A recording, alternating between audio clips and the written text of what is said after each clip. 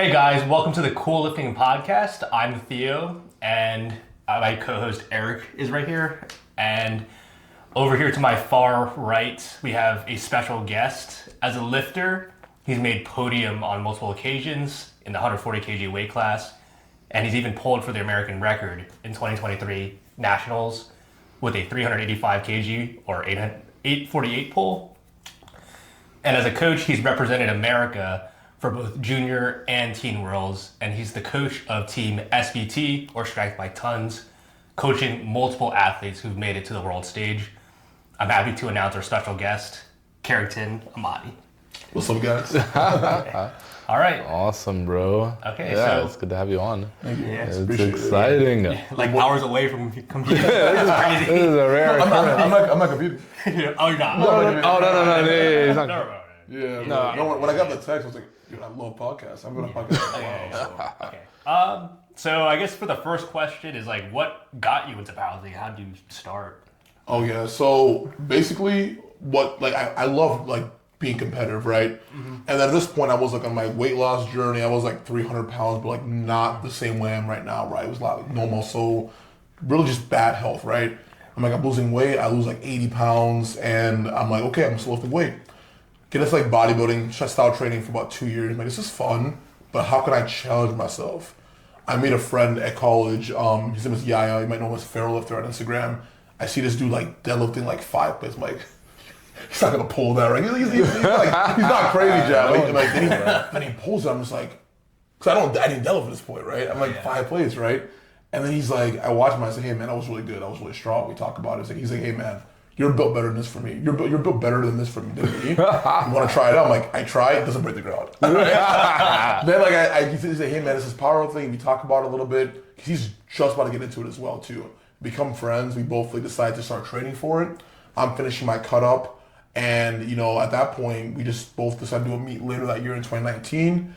And from there, it all started. He was definitely someone who really motivated me to do it because we're both really competitive. And it's always been like this. Y'all watch anime at all? Yeah. Like Goku, Vegeta type of thing. Yeah. I'm Goku, Lubatari, Vegeta. Like that one. Yeah. So Yaya definitely helped me get into it. And then after that, I was just more so like just challenging myself and being able to like do something that would really make me give 100%. So that's why I got into it. That's awesome. So in your journey, when did you start coaching? So basically what was going on was like during COVID, I was in school for PTA, and like COVID, I'm like just not really like an online kind of learner. Mm-hmm. So during 2020 when like school went online, I'm like, let's get a little break from school. Like what can I do in the meantime? I just put on personal training, and I'm like, I like personal training. It's not too bad, right? Mm-hmm. I get my certification from NASM. Started personal training in some general places like LA and then some private places, and then like all of a sudden like I'm getting strong, right?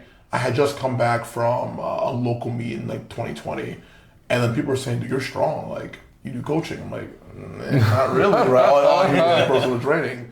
And I'm like, you know what, it won't be too hard, right? So I coached like 2-3 people for free, and it was one of those things where like they made progress. I'm like, okay, like it's not too hard.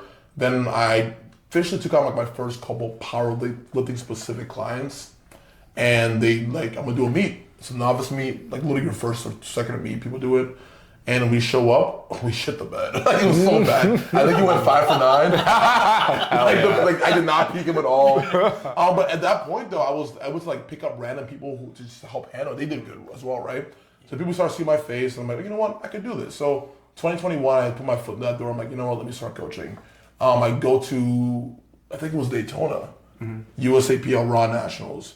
Fanboy my ass off, bro. I'm like, just meet all these new lifters, right? Yeah. And then just getting my name out there, and then just at that when I came back at that point, I competed. I had a pretty terrible meet. I did the big cut. Then I decided to like just go up a weight class at that point.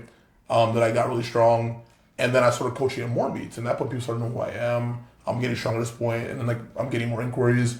And at that point, I'm like, okay, I think I can do this. So it wasn't until I did 2022 high school / collegiate nationals in it was a longboard. Oh, I did that one. Yeah, you were there. I did that. I did that. I coached at that meet. It had like 2 lifters. My first ever nationals. I love like, okay, this is what I want to do. Maybe I'm not a big fan of the local level at times, but national is what like really opened my eyes. Like meeting everybody, seeing so much talent, seeing how this is what it comes together like. That one was pretty good. That was a really fun nationals. It was like the one like where There were like, a lot of people. It was before the split too. yes, it was split, and it was also post COVID. Yeah. So I was like, it was great. I'm like, I want to do this. And at that point, I'm like, I'm gonna be a full-time coach. So I kind of went on like a crazy like grind speed run from like 2022, 2023, 2024. Obviously, it's still going right now, but it's like that was when I really had to like network and learn and just like figure out what can I do to like become the best coach possible. And I obsessed about it. I tell myself to this day, I don't think there's many people who know more about the nitty gritty about powerlifting than I am. Than I do. Like I'm talking like records, like little facts, and little things I know a lot about. All of the small things the small that only details. matter for like one athlete. So that's how I got to coaching, and here I am now. Awesome. So it sounded like when you first started, like people were reaching out to you more than you reaching out to them. Yeah. And then did you have more like a gradual build up, or were you just kind of like I have like 30 athletes right now, or? So it was really slow, mostly because I was still working like 3 part-time jobs. I was doing 2 personal training jobs, and I was also like delivering pizza for like a friend who like an OG friend I worked for in college and high school. So I was doing all that while juggling, and then I'm like, damn, I don't know if I can do this and like keep that service. Before that, I didn't have any like office hours or like a specific way I did it. I'm just responding whenever I can respond, right? Then it was the point when I got past like 15, I'm like, damn, I gotta drop one of these jobs. So I dropped one job. You know, I had more time for coaching, started traveling more. And then I dropped a different job, I had more time for coaching. Then at this point, I'm just working one personal training job, working on maybe 20 hours a week. I had probably a roster of 25. And it wasn't until I'd say 2023 CNATs and 2023 Raw Nats where I like was able to quit my other jobs because I feel like I got a good influx of inquiries and like people were like, starting to know who I am. And I think it obviously, as with anything, you don't just get here to here. You'll have to kind of really work down here. So I really grind at the local level, trying to become the best coach I can locally in Minnesota and even in the Midwest as a whole. Try to be I would think I was at every meet that year in 2023. I think I was over 13 meets. Whether I was in Appleton, Wisconsin, whether I was in Chicago, whether I was just in the Midwest as a whole, right? So just driving and going to meets, meeting people. And I think that's when like I really expanded. And I was like, okay, quit my job, went full time in 2023. Awesome. That's a crazy story. You've been grinding for a long time. Yeah, it's I didn't think I'd get to this point. And obviously, like, there's always, like, low ends and high ends. But I think the way I look at it is, like, I have to just keep expanding my toolkit. I have to keep putting my best foot forward. I just can't ever get complacent. That's the goal. It sounds like what we were talking about earlier, different in other states. Because in Houston, there's a meet like every couple weeks. So it's pretty easy to show up to a lot of them in this area. And you don't even have to travel like crazy. Yeah. For this part of town, but in other states, it's a whole other scene. Minnesota wasn't bad back then. Again, this is before the Supreme Court like what's going on, right? But the case before we were having meets like 2022, 2023, we were having meets like every month. That's pretty good. Yeah, now it's really slowed down to like maybe like every 3 months now. Yeah. And is there like a lot of powerlifting gyms in the area too, or was there just one? We have our main home gym, which is Kilo Strength Performance. Shout out to Sean. This gym opened up in 2020. I was like probably like the first or second member ever. And he's my friend. He's also a powerlifting coach as well too. And this is during the COVID where like we had one gym, Los Campeones Northeast, where like everybody who powerlifted did seriously fit in this really small room with one set of kilos of work in, and Sean's like, I can't do this anymore. So after COVID, he's like, screw it, I'm gonna get a lease, find a business partner, and we opened up a gym, Kilo, and that's been growing for about 5 years, and now it's, in my opinion, the most prominent gym in Minnesota. Here's why. It doesn't have the best equipment, it doesn't have the most equipment, but it is a sole place where if you go here, this is pure powerlifting. Everybody goes to nationals. We send about 15 and 20 people to national every year. Though every gym has like really great equipment and different, like it's all, by the way, like a franchise. It's called Los Campeones, might have heard of it. Yeah. They have one in like Austin, Arizona, a bunch in Minnesota and South Dakota. But they have great equipment in all these locations, but there's no community. And I think what separated Kilo was like we had a really good community, people were competitive, people would motivate each other, and we would have meets, it would be like Team Kilo, like, you know, like things like that. Yeah. So that was kind of like how I guess I grew as a coach and as a lifter as well too. I got you. I feel like that is similar for us. Like once our gym kind of formed. Yeah, it's been a lot more fun going to Yeah. Imperial / Iron Cowboy. Before I was at this gym called Kilo Club, kind of similar name, but then they closed, and then all of us shifted to some sort of bodybuilding gym with like 2 combo racks. Yeah.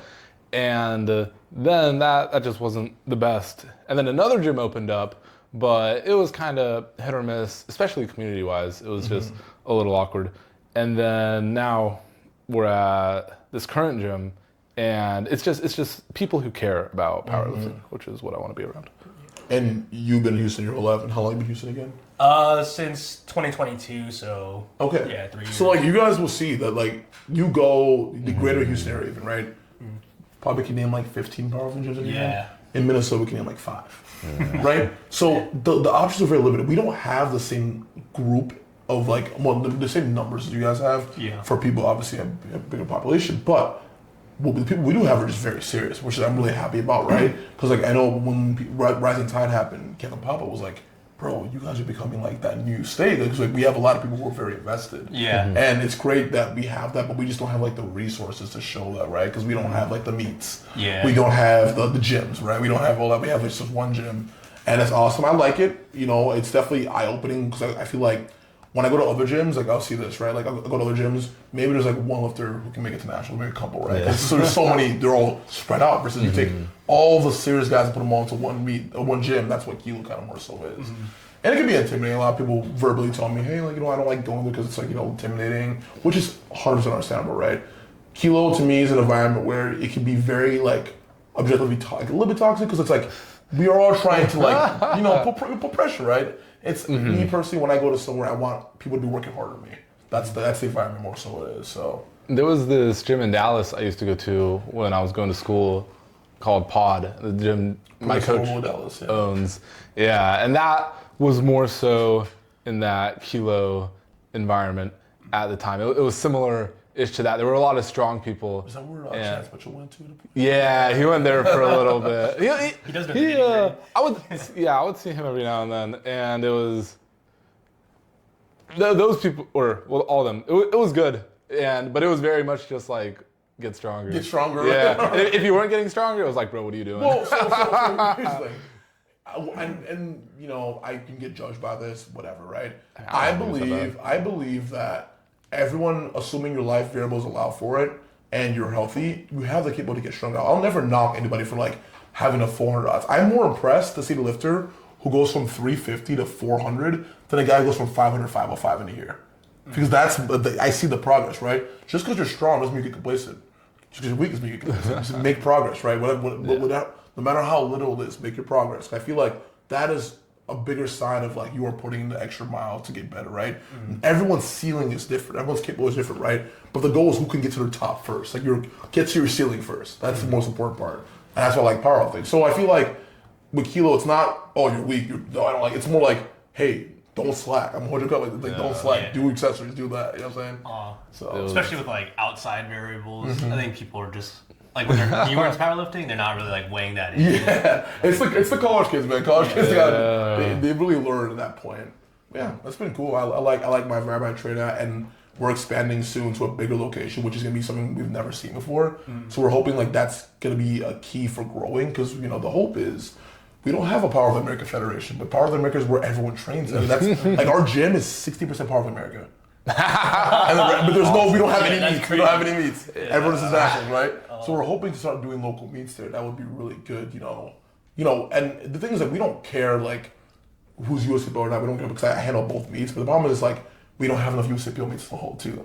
So it's like we just don't have enough going on to like create. Because I remember 2023, man, the community was like everyone got together for a meet. Like you would see like 100 people like plus at a meet, and it'd be this thing where like you know you could see faces you don't see, you know, that train your area, right?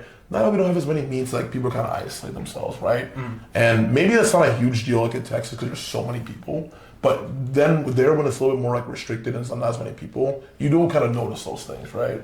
So I'm hoping when we start doing like more meets at this new location, you know, people can kind of come in, you know, start a new trend or a new wave of new lifters. It's all at least.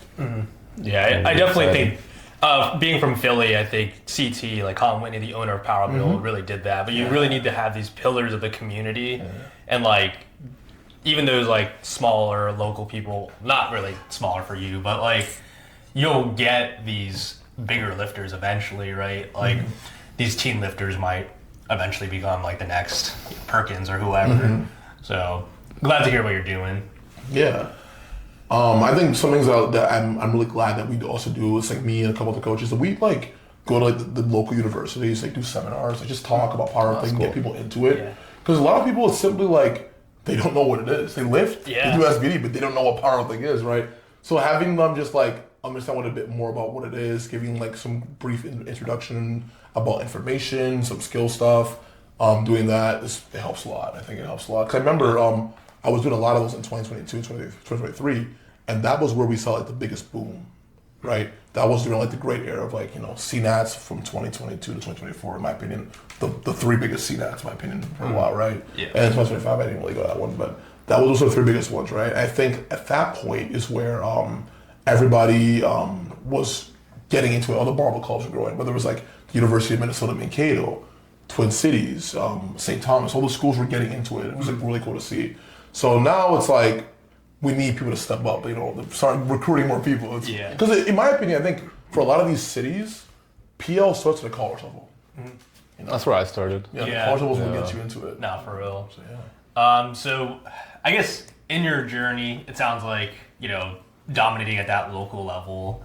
How did you learn, like, as you got through this? Was it more like experience? Or was it more like, oh, you were just like diving into YouTube? Was there anyone in the local scene that was able to help you out? So, off rip, the person that probably helped me out the most was Sean Alexander, again, the owner of Kilo. He gave me some resources. He was somebody who I think was in school for kinesiology. I think he was working he was really good with like understanding biomechanics and movement pattern and programming.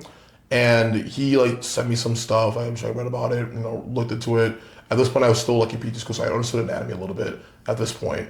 And I was like just like learning about that stuff. And then at that point, I found YouTube, and that's when I kind of went down like the whole like rabbit hole. You guys know Brendan Teets? That was where that was like where I really all started him.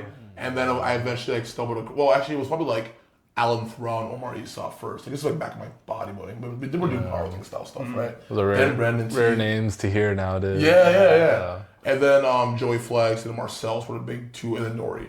Like, just kind of like watching all that, and Steve. Like, those are the big four I watch. And then obviously like now it's like I still watch powerlifting now. I kind of like have to kind of pick and choose what I want to watch because it's a lot of information at once, right? And not everything can be applicable at times. You can't like just like watch everything, but make sure I do that. I think right now that still helps me grow. It's just literally meeting with other coaches, seeing, okay, how did you get this to overcome this hurdle? Like, what was your experience with this? Like, what, you know, that's how I learned as well too. Because yes, social media helps. Yes, like powerlifting now helps, but like nothing beats just talking with somebody and them explaining what they did. Like, hey, this lifter couldn't really get into this super advantageous position on sumo. And the levers are great. What did y'all change? Did you use something different? Did you increase the mobility capacity? Like, what'd you do? Some of the scenarios are just so niche. They are niche. And it's like, and they do you can't find it if you just don't ask. If you don't ask them, you can't find this answer. There you go. I would say the mentorship with my coach has been like phenomenal for that exact reason. Like, I ask him about his athletes, or I can ask him about mine and see if he had any similar scenarios. Like, obviously he's on powerlifting now, but like you won't get that information unless you literally ask. 100%. But that's kind of how I learned, and obviously like the rest is human experience, right?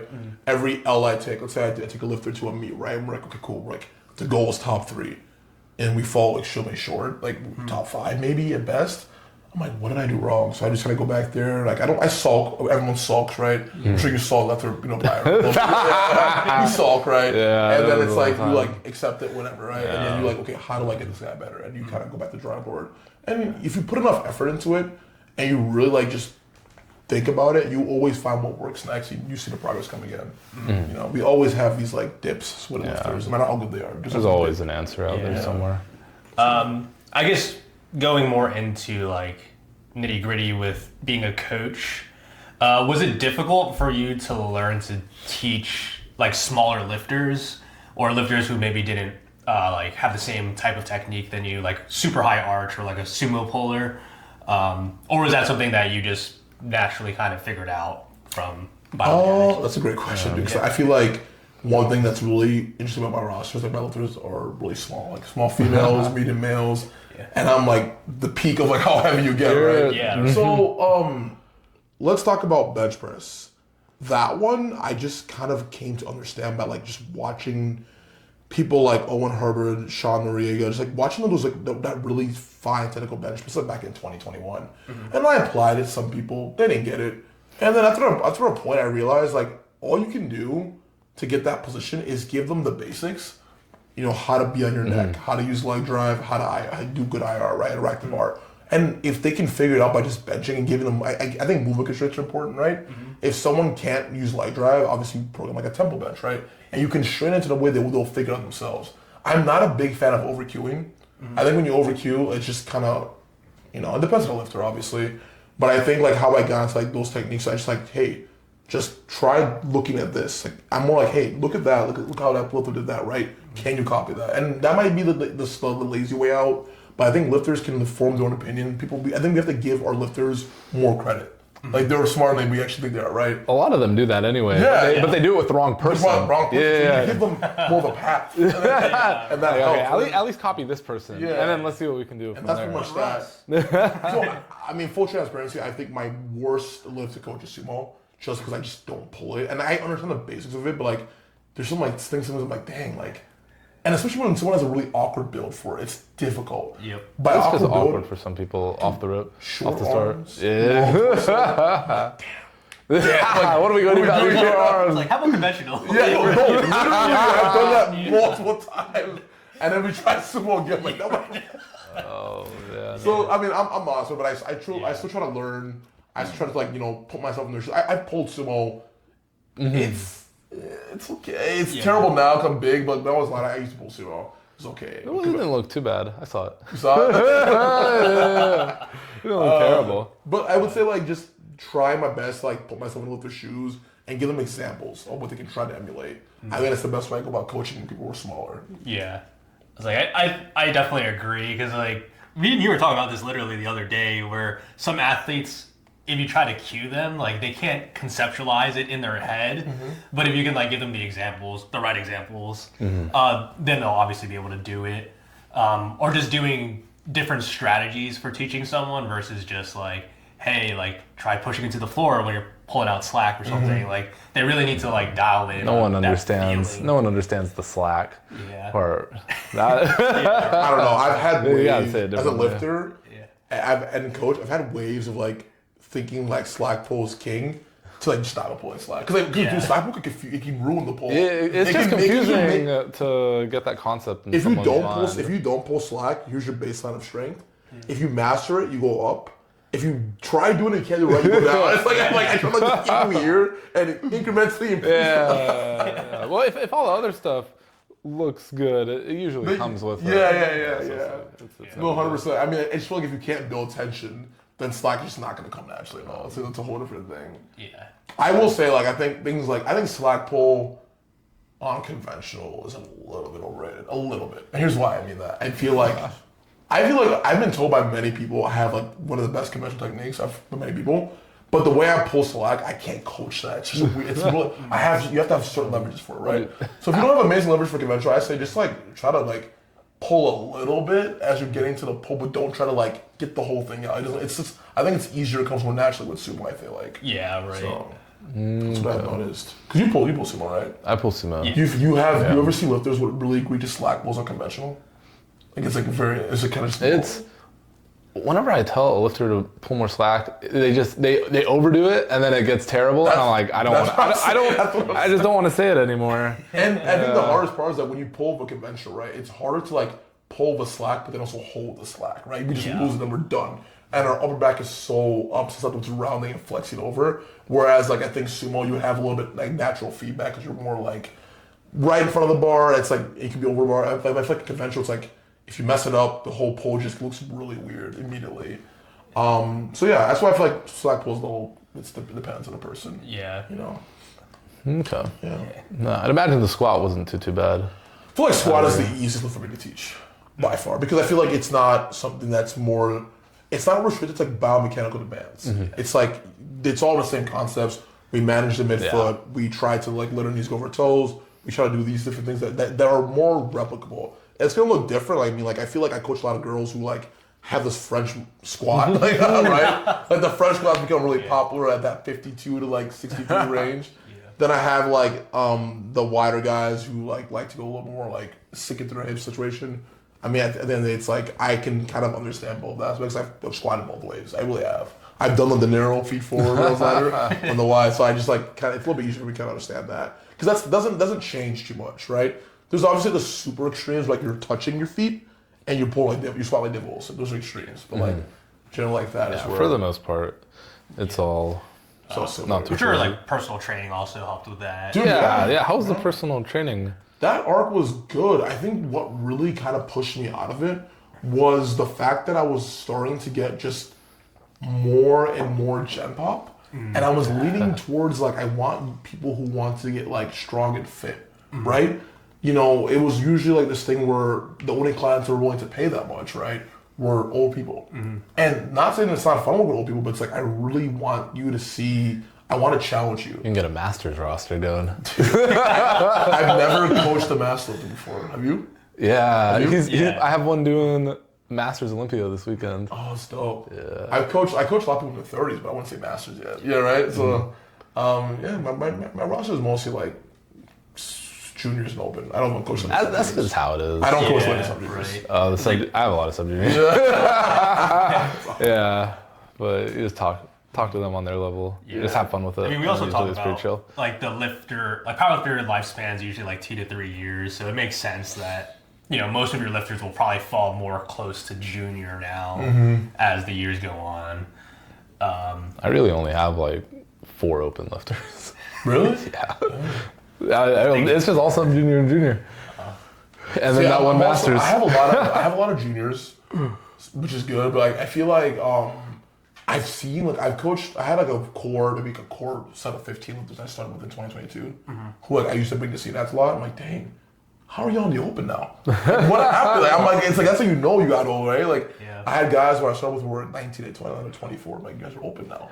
I'm the opposite where I've had guys who start 17, 18 and now they're 21, 22. I think the youngest lifter I ever had was like 16. I'm on. I do have a sub junior. I have 2. He's like 16. Yeah. He's just really mature. So I forgot. A lot of the ones I have are pretty mature. High school, like, wait a minute. No, there was a lifter who was like 13 or 14. His dad recommended him. Like, dude, I don't feel comfortable coaching. I told him like, go to your local gym. He was like legit 13, like about to go to high school. I'm like, I don't think you need a power. It's almost doing a disservice if you just lift. I think you get better results and if you're super new to it. Yeah, I think hyper specialization is not a good thing. I think powerlifting, the youngest you powerlifting is like 16, 17. Personally, maybe I started just lifting at 18, and I think if I started sooner, I would have just gotten hurt or quit. Yeah. Well, I'm glad I started at 18. You can lift as young as you want, but it's when you're hyper specializing in powerlifting, like you're trying to compete and do these things at 14, 15, like a youth natural gentleman. Like, how it is in Texas is Texas high school powerlifting is all equipped. So that's a whole thing right there. Interesting. Yeah. And I will note though, when I see that THSPA, I'm like, oh, they're gonna be good, or that's why they're good. I see that a lot. I see them a lot. Like when I first heard of like Mikey D, like, why is he so good? Yeah. Same thing he was teaching me. It's all these guys. They really get you strong off of it. I was gonna say too, like I think if you start like too early, you'll experience that burnout much sooner, and you don't have like that mental fortitude to like stay in the sport at a younger age as well. Would we agree that like when you're young, you tie your identity very well to powerlifting? You don't have anything else. Whereas when you're 23 and older, you have other avenues, whether it's your job, or whether it's like your relationships, or it's like your other commitments you have. They more form you. I think when you're that like 16 and 19-year-old age, all you know is PL. So when you end up burning out where it's not going well, people do have this strange identity crisis where they just want to leave. There's some of that. I've definitely seen. And if someone's training isn't going well, it's like, man, should I even keep doing this? And it's like, bro, you've been lifting for like a year and a half. You'll be okay. Right. It'll pick back up. Awesome. All right. You want to move on to these other questions here? Yeah. Okay. For you, Wait, what even are we on? Oh, yeah, we're over here now. Okay. Yeah. With you as well, we were talking about the coaching lighter people, but you also lift more weight as well. How has that been for you? Because theoretically, I was thinking like Theo and I, we don't do this, of course. But hypothetically, we could just copy and paste our program into another person's program, and it shouldn't be that bad, right? Because my squat and deadlift program is pretty normal overall. But for you, how would that be? So the biggest thing I had to kind of understand that like is my lifters are not soft. Like I had to realize that not everyone is as like fragile as like me. Because I'm like, okay, what I mean? What I mean? Is I've never squatted 7 and pulled 8 more than once in a block ever. Right? But percentage-wise, right? Like that's, you know, if I'm pulling 80, right? And I'm pulling 8s, that's less than 90%, right? I believe so, right? Right? But I have those who can like pull and squat 9% frequently in the same block. I'm like, how do you do that? So understanding that like some people can just do work in higher intensities, like that was really big for me. And I kind of learned that around 2023 when I started getting a lot more like just like lightweight girls. And you know what's funny? I don't work with any lightweight males. My demographic is usually lightweight women from like 48 to like 63, 69, and then like men from like 83 to 105. That's basically my whole roster. Don't really have, I don't really have anybody like in a women's who are too heavy, or I've never worked with a man lighter than 80 or 74 ever, actually. Okay. So kind of learning that was important. I feel like when I coach my dudes, it's pretty simple. Like I just kind of like use the same strategy. Okay, we can make these level of jumps week to week. We can do this much. But I think for girls, like, I'm like, okay, we're not getting stronger. I guess I could try more. And kind of going about that. And, you know, there's moments where you want to pull back a bit and, like, do a little bit less. And I think understand that people can do a lot more work, especially on bench press. That's when I realized a lot more work on bench press. And when I say a lot more work, I mean, I had to realize, like, when I say a lot more work, not just jump work. Just more work in regards to, like, maybe instead of, you know, my mentality when I was first coaching is like, oh, you get one single prep, right, on bench. And then it goes like, oh, you get maybe one single block. Now I'm having to do like 5 or 6 singles a week. That mentality is really just shifted. Like you can do more work in regards to like specificity, not just like volume, essentially.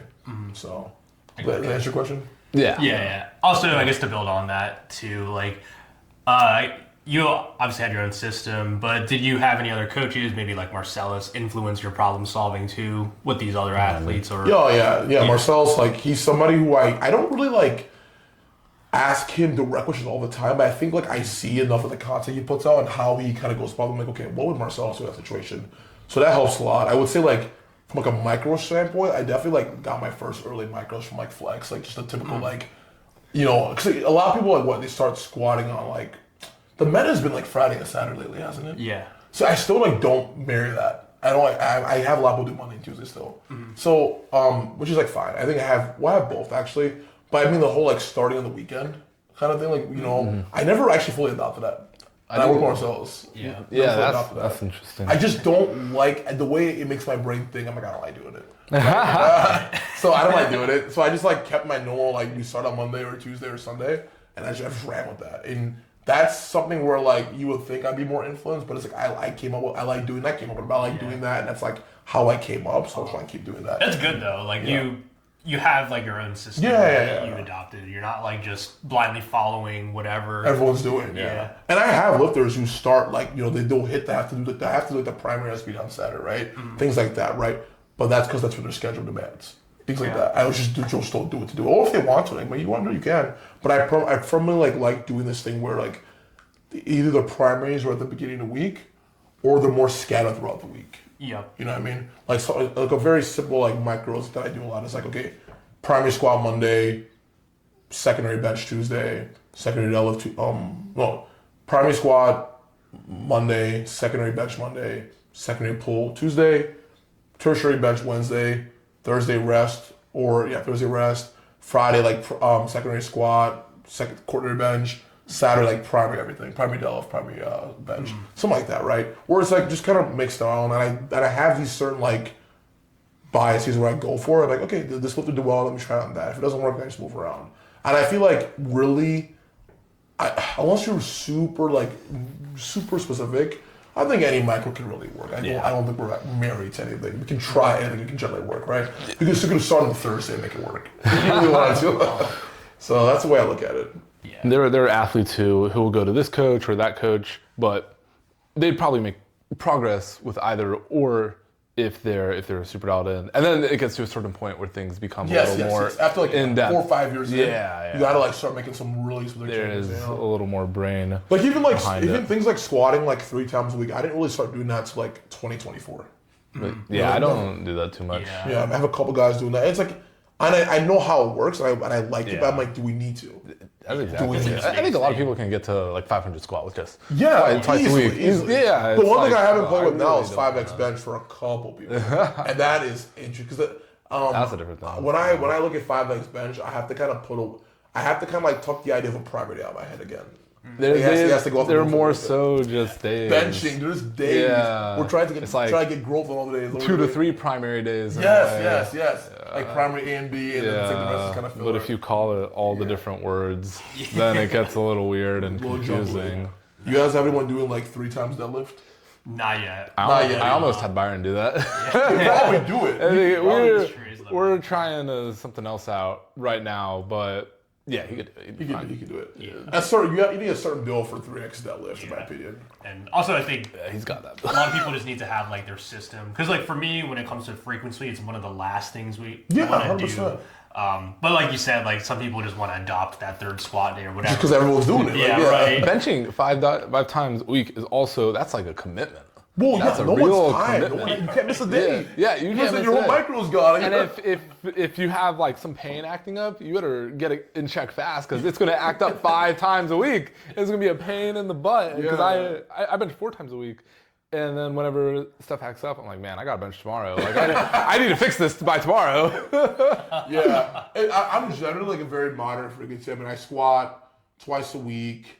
Deadlift. Yeah, what do you do? Yeah, I squat twice a week, deadlift twice a week, bench 3 times a week. That sounds about right. I could never imagine benching 4 times a week, or my pecs are still.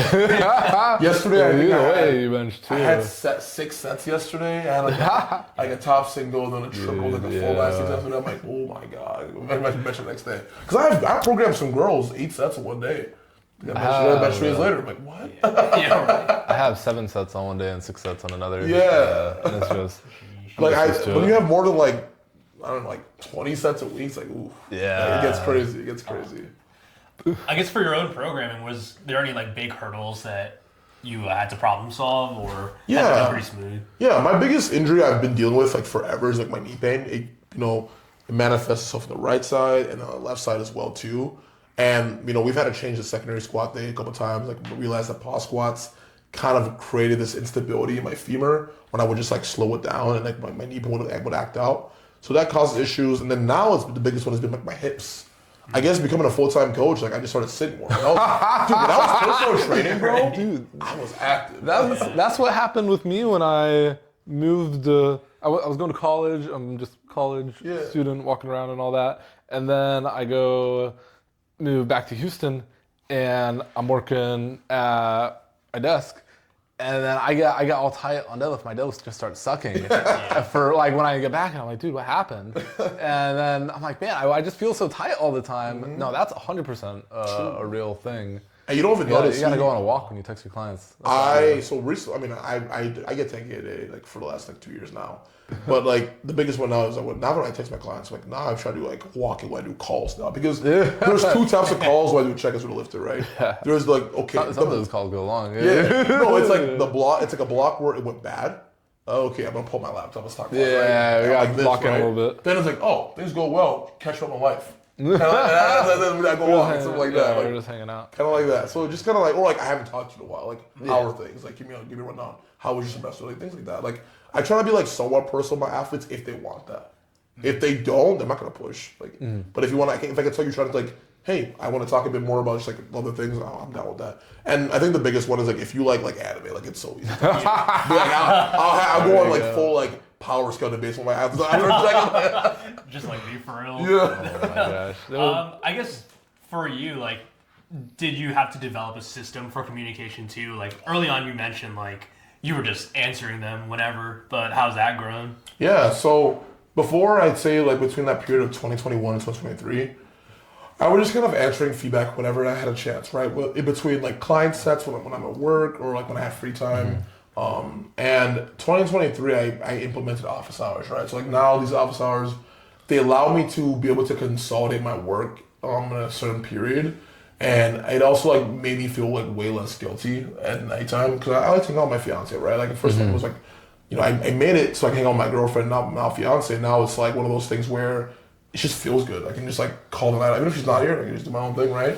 So now my office hours are mostly like 8 a.m. CST to 8 p.m. CST, right? Which is still That's still like pretty good. People tell me like it's still a lot. I'm like, don't worry. Like I have when my life gets busier, when I have more clients, as I have a kid or whatever, right? I'll consolidate that to like 8 to 5, maybe take a Sunday off, things like that, right? And I think like as I watch Marcel, he's somebody who I like to really watch when it comes to like feedback, where he used to like run the 24-hour thing, right? Which is completely fine. But I think having like a system in place where you can really stretch this job to make it really 9 to 5-esque or 40 hours a week, I think that makes you work harder. It does. Because you really can put it all into like this, like okay, I do this, and nothing can change that. Yeah, like you're more dialed in on those hours, and like you said, like you're not trying to juggle your regular life with this. Yeah. Like I do right now. It's like okay, I can go to a store before a call. I can do feedback, but it's like okay, I would like to be able to like just run programs from like 3 hours a day, then do feedback, and then do check-ins, and then after that, 4 or 5 o'clock, I'm done. And the problem though, it is a little tricky though, because I think we could both all agree we have a similar demographic, juniors, sub-juniors, open, right? They all got jobs, they all go to school. So if you really cut it off at 5 o'clock, they text. That's the time. That is the problem right there. Part of the reason why I've thought more about office hours, but I think that will be a later thing for me, just with how many people I have right now.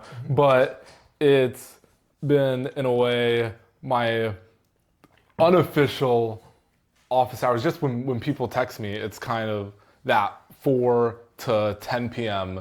is when a lot of the texts come in. That's the vast majority of them. For me, it's like 6 to 8. Yeah.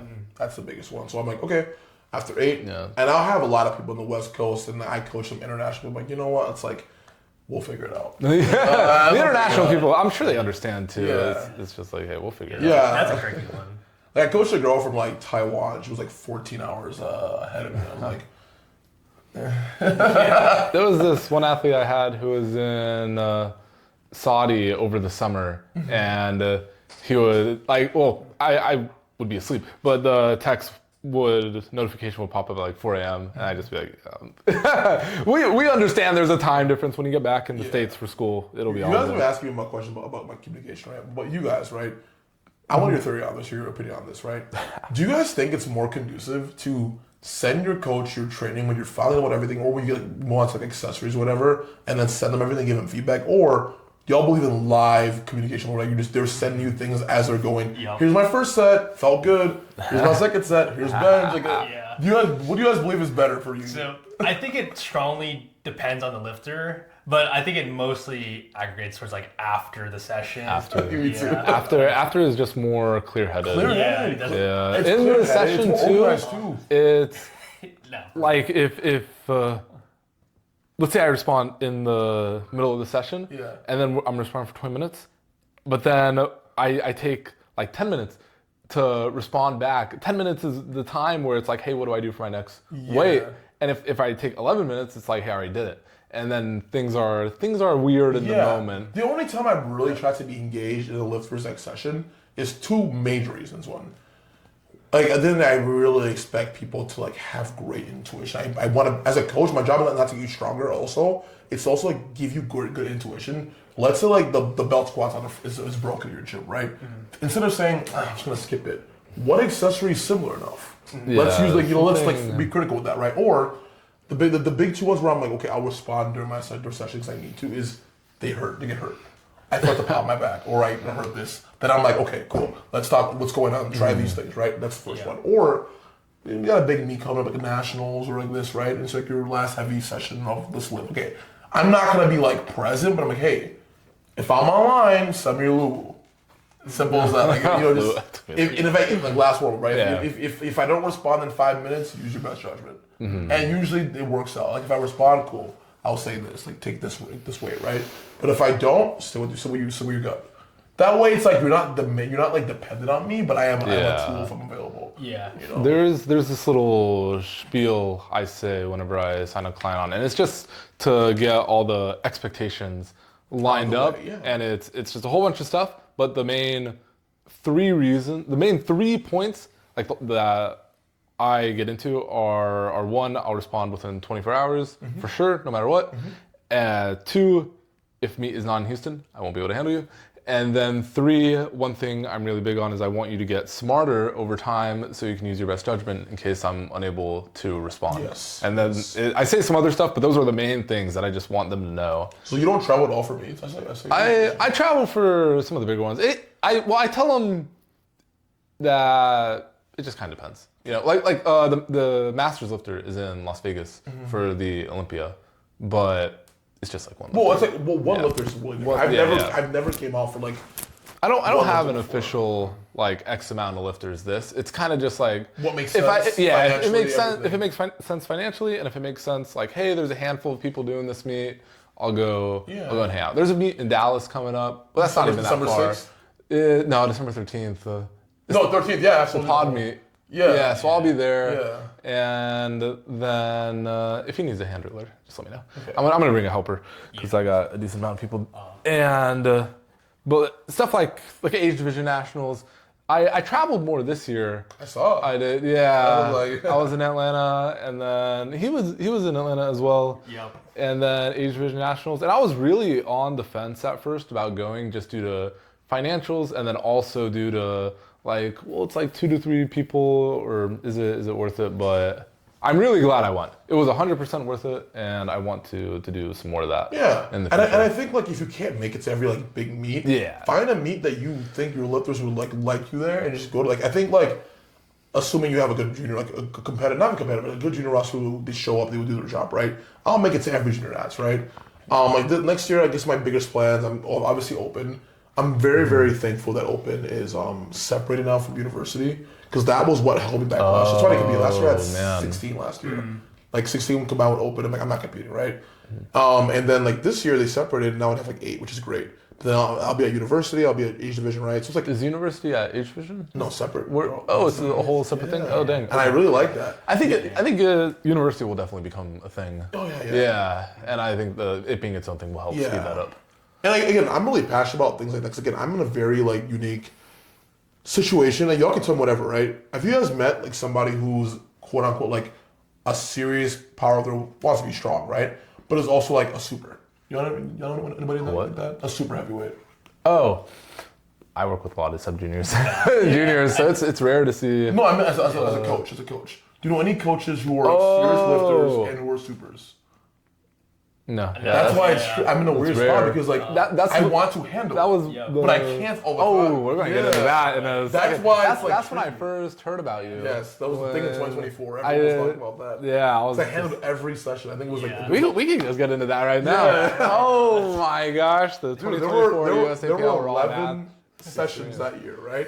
Bro. I handled every prime time except the one I can do. The prime time schedules are rough because you're there late at night and you got to wake up 5 hours later. That was the meet that I would say that really pushed. That was a really mentally tough prep because I was also injured, the same back injury I had back then. But back then it was I felt more pressure because okay, everyone thought I could win, whatever. Dude, right? there is mental pressure with that too because this year when I was handling at Age Division Nationals and USAPL Nationals, I was just a tiny bit tired from the handling where I was fine, but then the mental of oh my gosh, these attempts and I really want this person to do well, they need to hit this. No, I was just handling, okay. Yeah.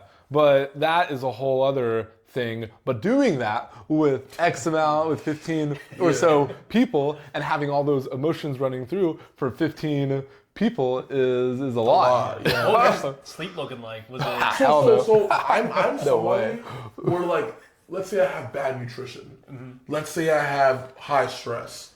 Let's say I'm dehydrated. None of that matters if I get my sleep in. I am a sleep monster, right? So I want to get my sleep in. I can just immediately, right? Yeah. But raw mats was the first time where my sleep was out the window. I was sleeping 3 to 4 hours every day leading into my meet.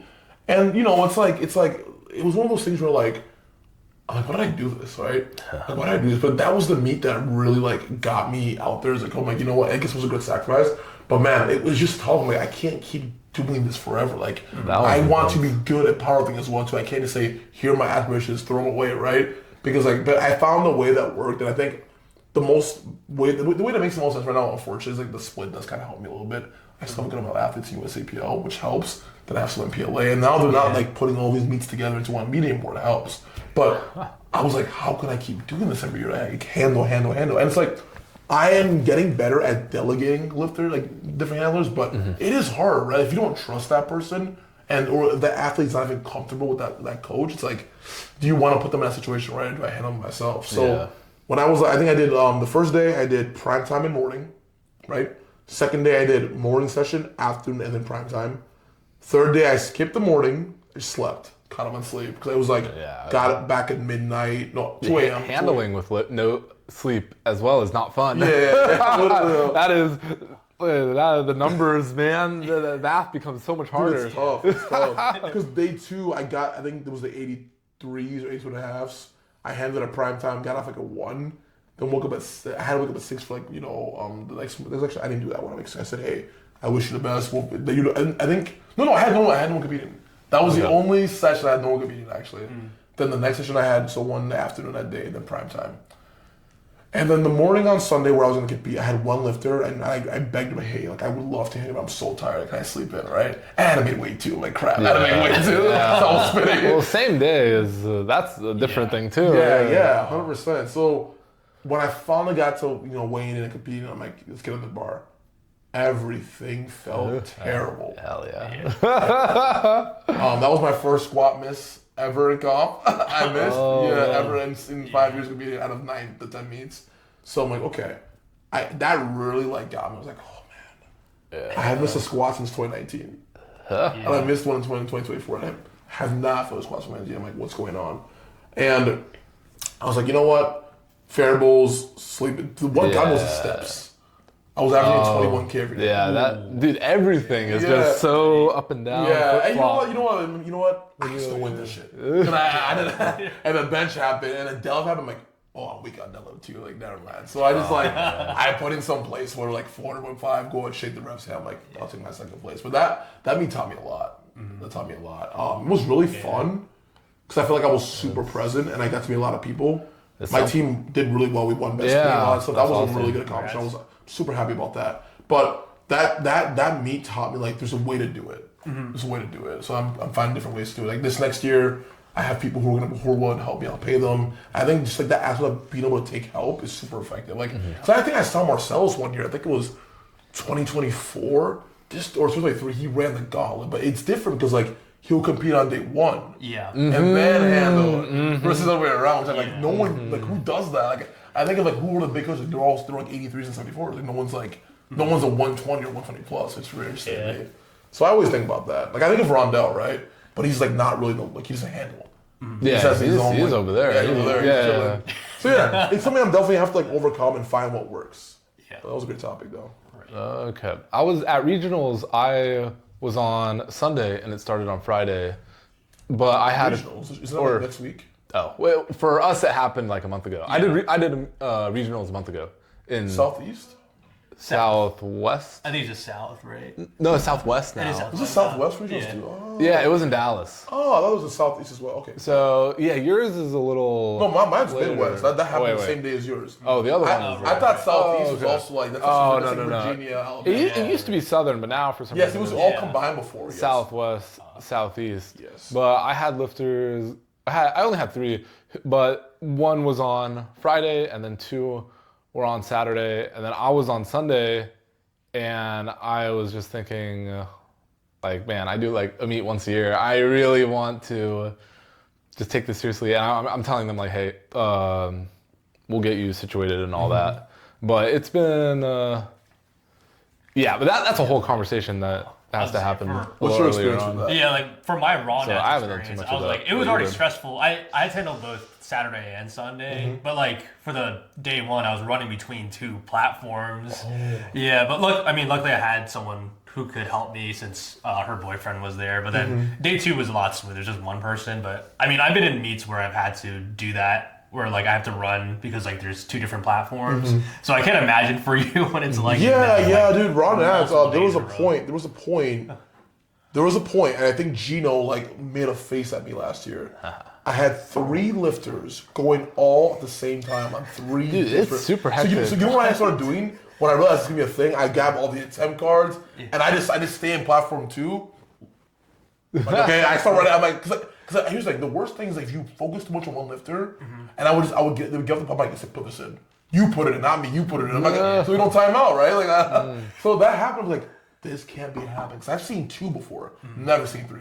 It was like it was a 90 kg male on this platform, 100 on this platform on one set. So I had 5 that session, and they were all in the same. It's just 2 flights. There was something like that at Age Division with Byron, and I was handling another guy named Alex. Yeah.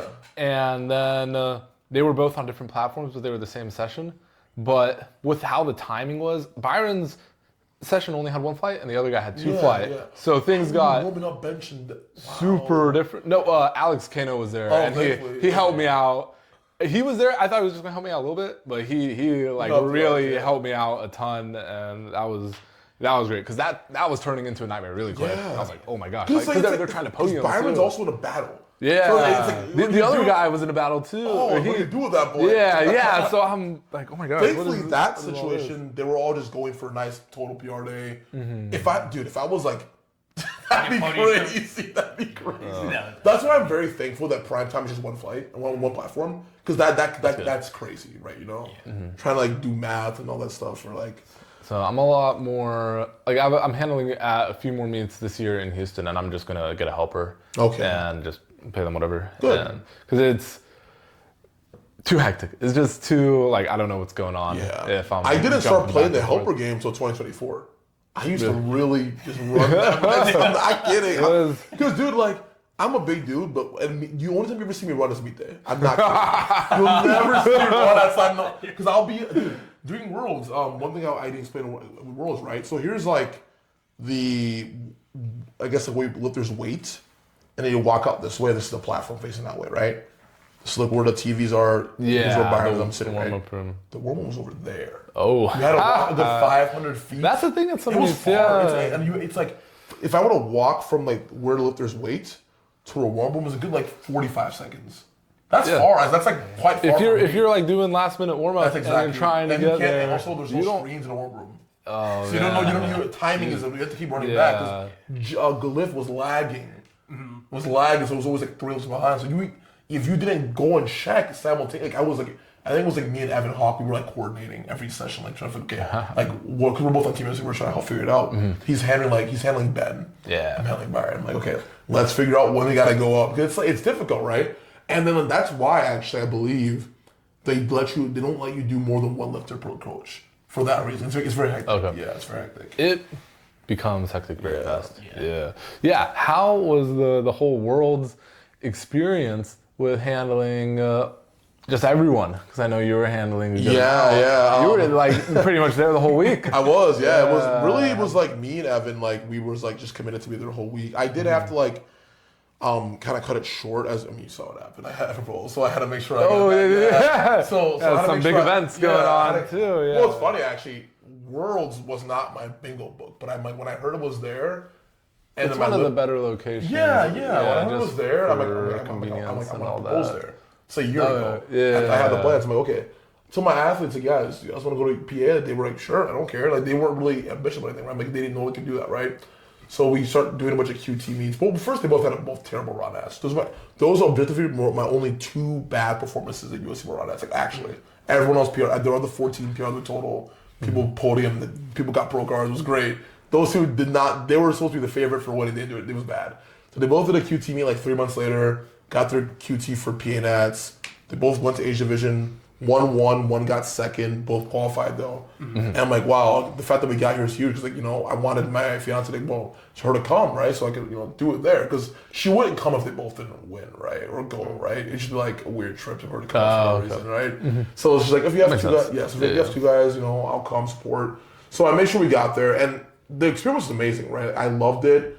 I really wish like my athletes were doing a little bit better. It was just a tough meet from a judging standpoint, or just like feeling strong. No one PRs at No, Worlds. it's tough. It was like Yeah, the turnaround was so quick. It was so quick. But as a whole, like handling different people, it was cool. I've never been the handler. Usually I have so many of my own lifters, I don't have time to handle. This is the first year I've actually ever, and I think it's due to the split, right? Because I know I don't handle PA nationally anymore. I think usually I'm always handling my own team. It's busy. Now people are more so, hey, Carrie, if you're free, can you handle my athletes at this meet? So I started doing that more often, and that was cool. And it's one thing I did realize this trip, I am better at handling people who are my lifters. I'm just more objective. There's no type of like, not sometimes I'm bad my own lifters, but it's like they're more, I know what they want. I don't care what you want if you don't I don't care what you want. Your coach hired me for this. So it's like with Byron, right? When he told me he's got like 5 more on squat, I said no. We just I think that number wasn't even in the plan.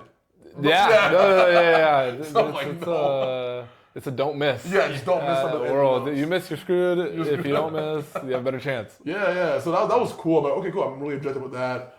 It was awesome just kind of meeting different countries. Every country has their own like strat, like seeing like Sweden. I saw the weirdest thing. So Sweden, 57 girl Emily Olin. I think her squat opener was like 155, right?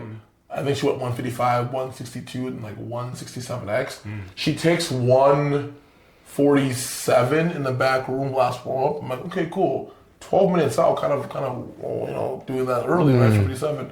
Then they load like 160, and then she just does a heavy hold. I've never seen a heavy hold with a squat. There's a hold for like 30 seconds. Other countries are just different. Or was it 170? It was something crazy, like something like she couldn't actually squat. She could rack it, but she couldn't squat it.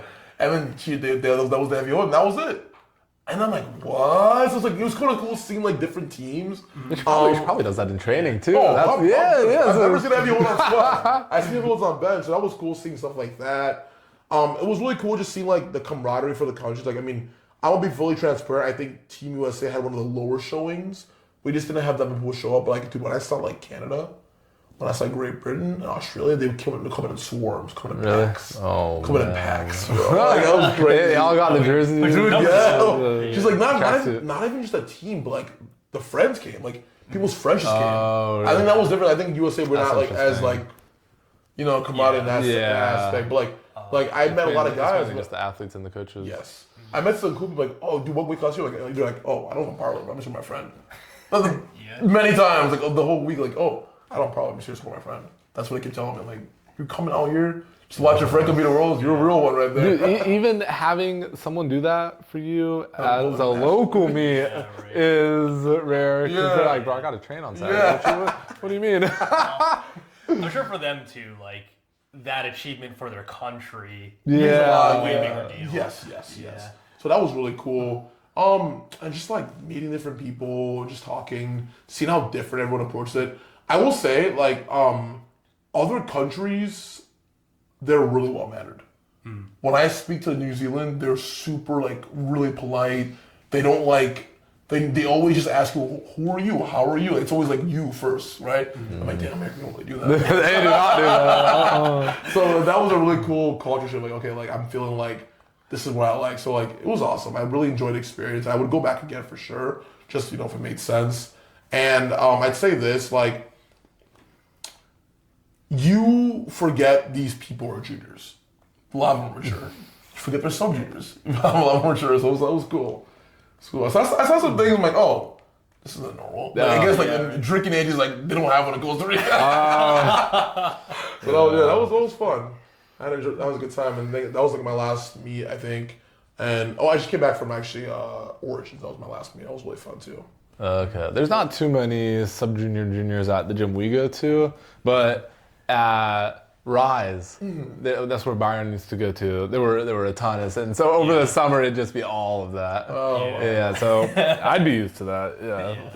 Hey, here's the we all like give sub juniors and juniors a hard time, but the way I look at it, the way I really look at it, they are the future. Yeah, like they try.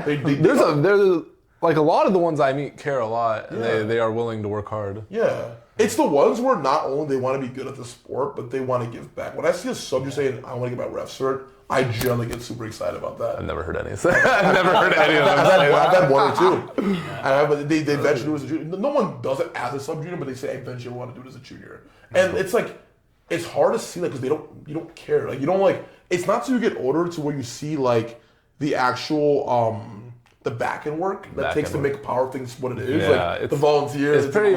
Even the people who are getting paid, it's still somewhat volunteer work. Yeah, just because sometimes the pay isn't. I mean, I've spotted and loaded many times. I've never refed because I know what it takes to get that, and also like I'm always coaching now, so it's like it's just hard. I thought about becoming a ref, but then I was like, well, I'm already at these meets handling. I'd rather just handle. That's what I'm saying.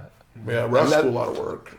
Yeah, the refs, and then we had a whole podcast just about national meets, and we were talking about the national refs, and it's like the same people nationals reffing every year. They just come back and do it again. But without them, it's like shoot. Yeah, if they all just stop, there's no new ones coming in. And what you notice is like it's a lot of masters, and it's like when they go, like we need people to step up. I think that does make me a little bit nervous in that aspect. But it's like because again, powerlifting is not a sport where like if I go ref at these couple local meets, I'll make like my check. Like you don't make a check. You're making $100. Like it's like if reffing was paying like $150 a session, the incentive shoots up immensely. But it just doesn't happen. And with the travel costs and all that, it's like the hotel costs more than $100 a night. No, truly. Like let's say they said, we'll pay you $3K coming to nationals. Everyone's doing that. Yeah. But they don't do that. It's more like $500, $600. Yeah. So at most you have to pay for your flight still at that point. But I don't know. I really just hope that PL gets to a point where like people are more invested into it. And I don't know. I mean, there's the way I look at it. I don't know how we get money in the sport. That's the tough part, getting more money in the sport because you need money to do bigger things. But I think what it always comes down to is like that local meet growth. It always starts here before it can go here, because that's right. And I think meets like this Avantis one are pretty much what we need, where like we can get more big names in one area. Well, I fully agree. That's why I'm not going into more into tomorrow, but I really hope they do put some emphasis in that open session to give people more like, okay, I'm here for something, not just like, I'm just here to pay for everyone else up here. You know what I mean? Like, that's the problem. Yeah. Like even with the rising that was a really fun meeting. That was it looked really They nice. really gave a lot of like emphasis like the open in the morning session as well too. And I think that is what you need. Like not just like because a lot of these primetime meets, the morning's just kind of whatever, right? They don't there's no photos, there's no media, they don't talk about nothing. Yeah. But I think like now that like you give people something to shoot for, like okay, cool, I'm here. And then like also, what are your opinion on like DOTS barriers or GL barriers for meets? Cause I like it. I never really seen it. Doesn't be high, but like just enough to like I don't even let's like have like an 85 GL. I think it's good, but I think with the split, it's hard now. It is. Because the Arnold used to be a really big thing, and that had a DOTS barrier, but I think it's great for the athlete though to like chase something. That's what I mean. But then the split happened, and then the Arnold DOTS barrier went down and down and down. Well, I think also the difference between the Arnold and what I'm talking about is like the Arnold's a national meet. You got to travel for it. How much local meets? Yeah. I think it'd be nice. I think in Houston, with there's enough stuff going on to where it'd be possible just have at least one per year. Yeah, and it's that's what Ryan Campbell says. Those are one per year. Yeah, you need an 80 to compete. Period, which I think is fine. I think like respectfully, I think 80 is like a good. It means like you've done the work. You have it's like 80s. I think anyone can do 80 Joe. It's very comfortable, right? Wait, what is that at DOTS? Like 395, 400. Yeah, okay. That's very doable, my opinion, right? I think everyone can do 400 DOTS. Oh, I firmly stand by that. I think 400 if you work your ass off, anyone can do it. I think 500 is impossible for most people. I think 400 is like the equivalent almost of someone making like the varsity team, like like high school-ish, maybe like. I think the problem with that though is that there's time constraint for varsity. Yeah. I see what you're trying to say. Yeah. I think there's a situation where it might take someone 10 years to DOTS 400. Yeah, that is true. There is they can do it. Yeah. But something like that, and then like the prime time was like 90 GO. What is it? Is like 460. Okay. Yeah. I agree with that though, because I've even talked to like newer powerlifters in my gym, and they're like, "Oh, I really want to make it to regionals or states." I like how regionals has a QT. I like how regionals is being more of a thing. The split is the worst thing ever happened to split. Yeah. I'm gonna keep standing by that, dude. It's really frustrating. Everyone's and I'm assuming you have majority USAPL. Yeah. You too? Yeah, I have like one PA. I have more switching to PA. I think within a year or two, it'll be 50-50. So right now, last year it was probably 80-20. Now it's probably close to 50-50. Okay. And I still have people in USAPL. The problem is like the people who are in USAPL are just like they're more so competing locally. They can't either can't get to nationals or they don't really care. So it's like PAs like if you want. I think when people get to that competitive, like okay, I can shoot for top 10. You're immediately in PA at that point. I think that's the mentality of a lot of people. Or you have like a goal of getting a USA single or something like that. Whether it's a university or whatever, right? Then you switch over. But I think if you just want to compete locally, I think USAPL makes the most sense. Yeah. In my opinion. Because PA is not there locally yet. It's hard. Yeah, it's hard. Like your state doesn't even have any PA meets. Even here in Houston, there's just a handful over the year. Yeah. But if you miss out on that, then it's not happening. Yeah. Got to drive to Dallas. I think Austin has a good bit. Austin has, I think, the most, I think, in the state. There's more coming up. Yeah. Well, game day was big on it before. Yeah. They're still going to have a meet in they're having meets still, but they're not like, they're not, you know what I'm trying to say? Yeah. There was one like 2 weeks ago. Oh, yeah. Right. Yeah, game day was the good powerlifting gym in Austin, and then the rest of them they're not bad, but It's game day had lack more. of community. Yeah, and game day had community. Yeah. Game day had all that, but now things are split up in Austin. Yeah. And I feel like it sucks, man. I think once powerlifting can ever and it's crazy. There's really no way to one Fed has to kind of. They have to be side. You know it's not going to be PA. They just can't do it. At regionals, at the end of one of the sessions, I'm not sure if you heard this, but there was one ref who gave this whole spiel and basically saying like, man, we're glad that like you guys have some really strong kids and we're glad they're safe here in this Fed that test.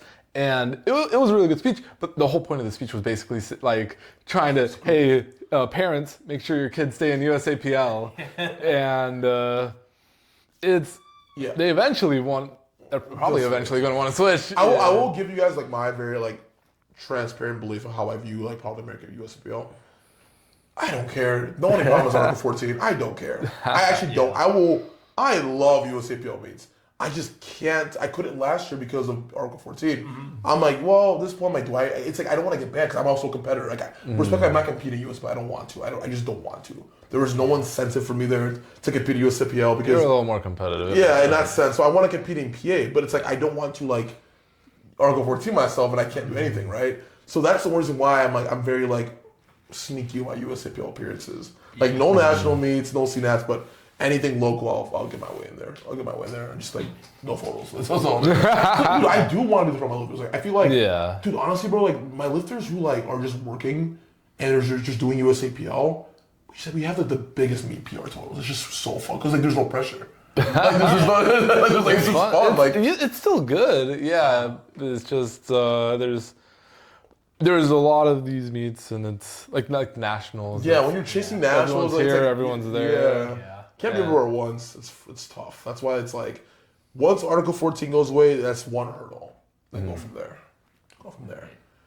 Awesome. Yeah. Right. Was there anything else you were talking about? Or was yeah, let's talk about the Advances meet a little bit. There's a little preview show. Just handling for that. This will come out next week, so we can just say whatever. Yeah. But how is that even going to work? Because it's based on points, right? Yeah, GL, right? I want to say yeah. Yeah. What do you mean, just trying to win? Oh, who are you even handling? I'm handling Janae. Kovacs, okay, I don't think she's getting top 5 even. Really? Dude, it's scored men and women the same. Oh, it's all one. Yeah. So you already know who the top 5 are gonna be. I think that's good. I think it's. I'm not. It's gonna be a worker podium, bro. It's bigger. It's bigger prize pool for the winner versus how some meets are. It's split like it up. they split up the prize pool, and now it's big overall prize pool, but first place is kind of compared to that price. It's I mean, GL point. I mean, I you know what's crazy? Like a lot of people tell me like, yeah, bro, dots and GL points meets are so complicated. Like it's not that complicated. I feel for me, there's formulas on. Like, have you handled tests. at a meet like this? Yeah. What? Which one? Rising Tide. Oh, okay. Origins, like any best lifter meet, pretty cool. Yeah. They don't have these in Houston. This is the first one. Yes, they really? No, this is the first. Right, for a meet. What I've heard local. Based on Station, okay. What about even in Texas? Okay, I see what you're saying. Like, To me, this is like I haven't handled that. You want to know what? You know what I think is difficult? Like people think GL and dots difficult. That Sheffield score is that is hard. I was thinking about that on that is hard. when I was driving yesterday because I was like Sheffield's on points. I was like, wait, no, it's on the world record total. I'm like, how the heck? Austin's gonna be hard. That's gonna be hard. Is that on world record? American records. Okay. Oh, that's interesting. I'm not gonna be handling that one. I'm just gonna be watching. I had a lifter actually get invited. No. No, she didn't get invited. I'm online.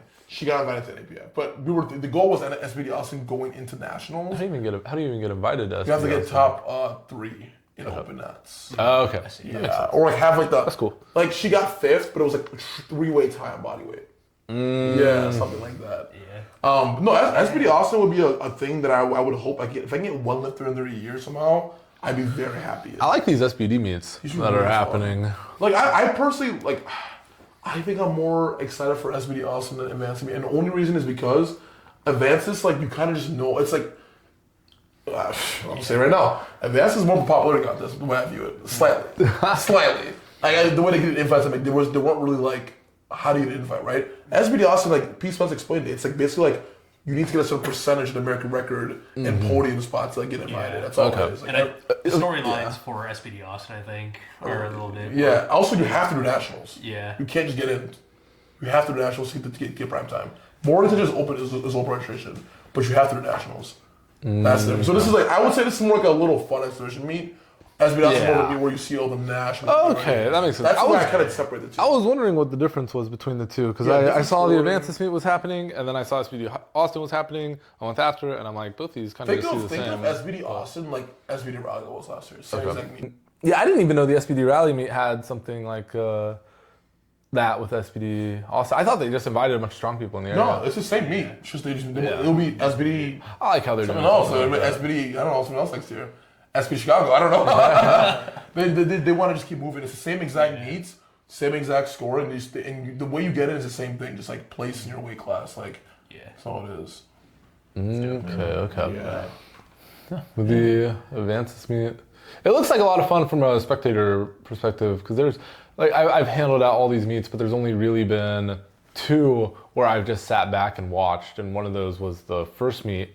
I guess there's been 2. One of those was the first meet I ever saw before I competed, and it was the Ray Williams Classic in Dallas, and Ray Williams was there getting a haircut, like in the back. Like some barber was lining up all of his beard. And then the other meet was at Age Division Nationals. When I was done handling, I just sat back and watched just to Sunday or Saturday? chill out on a little bit of both. Okay. I think like Saturday I was fully free and I was recording for a friend, and then Sunday I handled someone in the morning, and then afterwards I knew someone else competing, so I was like, I'll just watch them. I'm sure I left on Sunday. But this meet as well, like we're just going to purely watch. And I was fully ready for that because I had a lifter. I was going to handle the morning and watch primetime. That was my whole plan. But then my lifter had to drop out due to some health issues. So I'm like, okay, cool. I'm just gonna go there. I'm like gonna go no matter what. I already paid for everything, right? So then she hit me up saying, "Oh, can you help me?" I think we talked about this at Worlds actually because she was competing. Okay. Yeah. So I mean, regardless, I'm excited to watch go. It's funny, like this is a meet where like I might almost say I want to watch more than handle, but it's fine. Like I'm still gonna do it, right? Yeah. Like it's different. You don't like. When you're handling, you don't see anything besides your lifter. You don't see nothing. Maybe the guy in front of you, that's about it, but you don't see nothing. The one other guy you're competing with, you're watching his lifts. I'm like, I hope this attempt is hard. Yeah.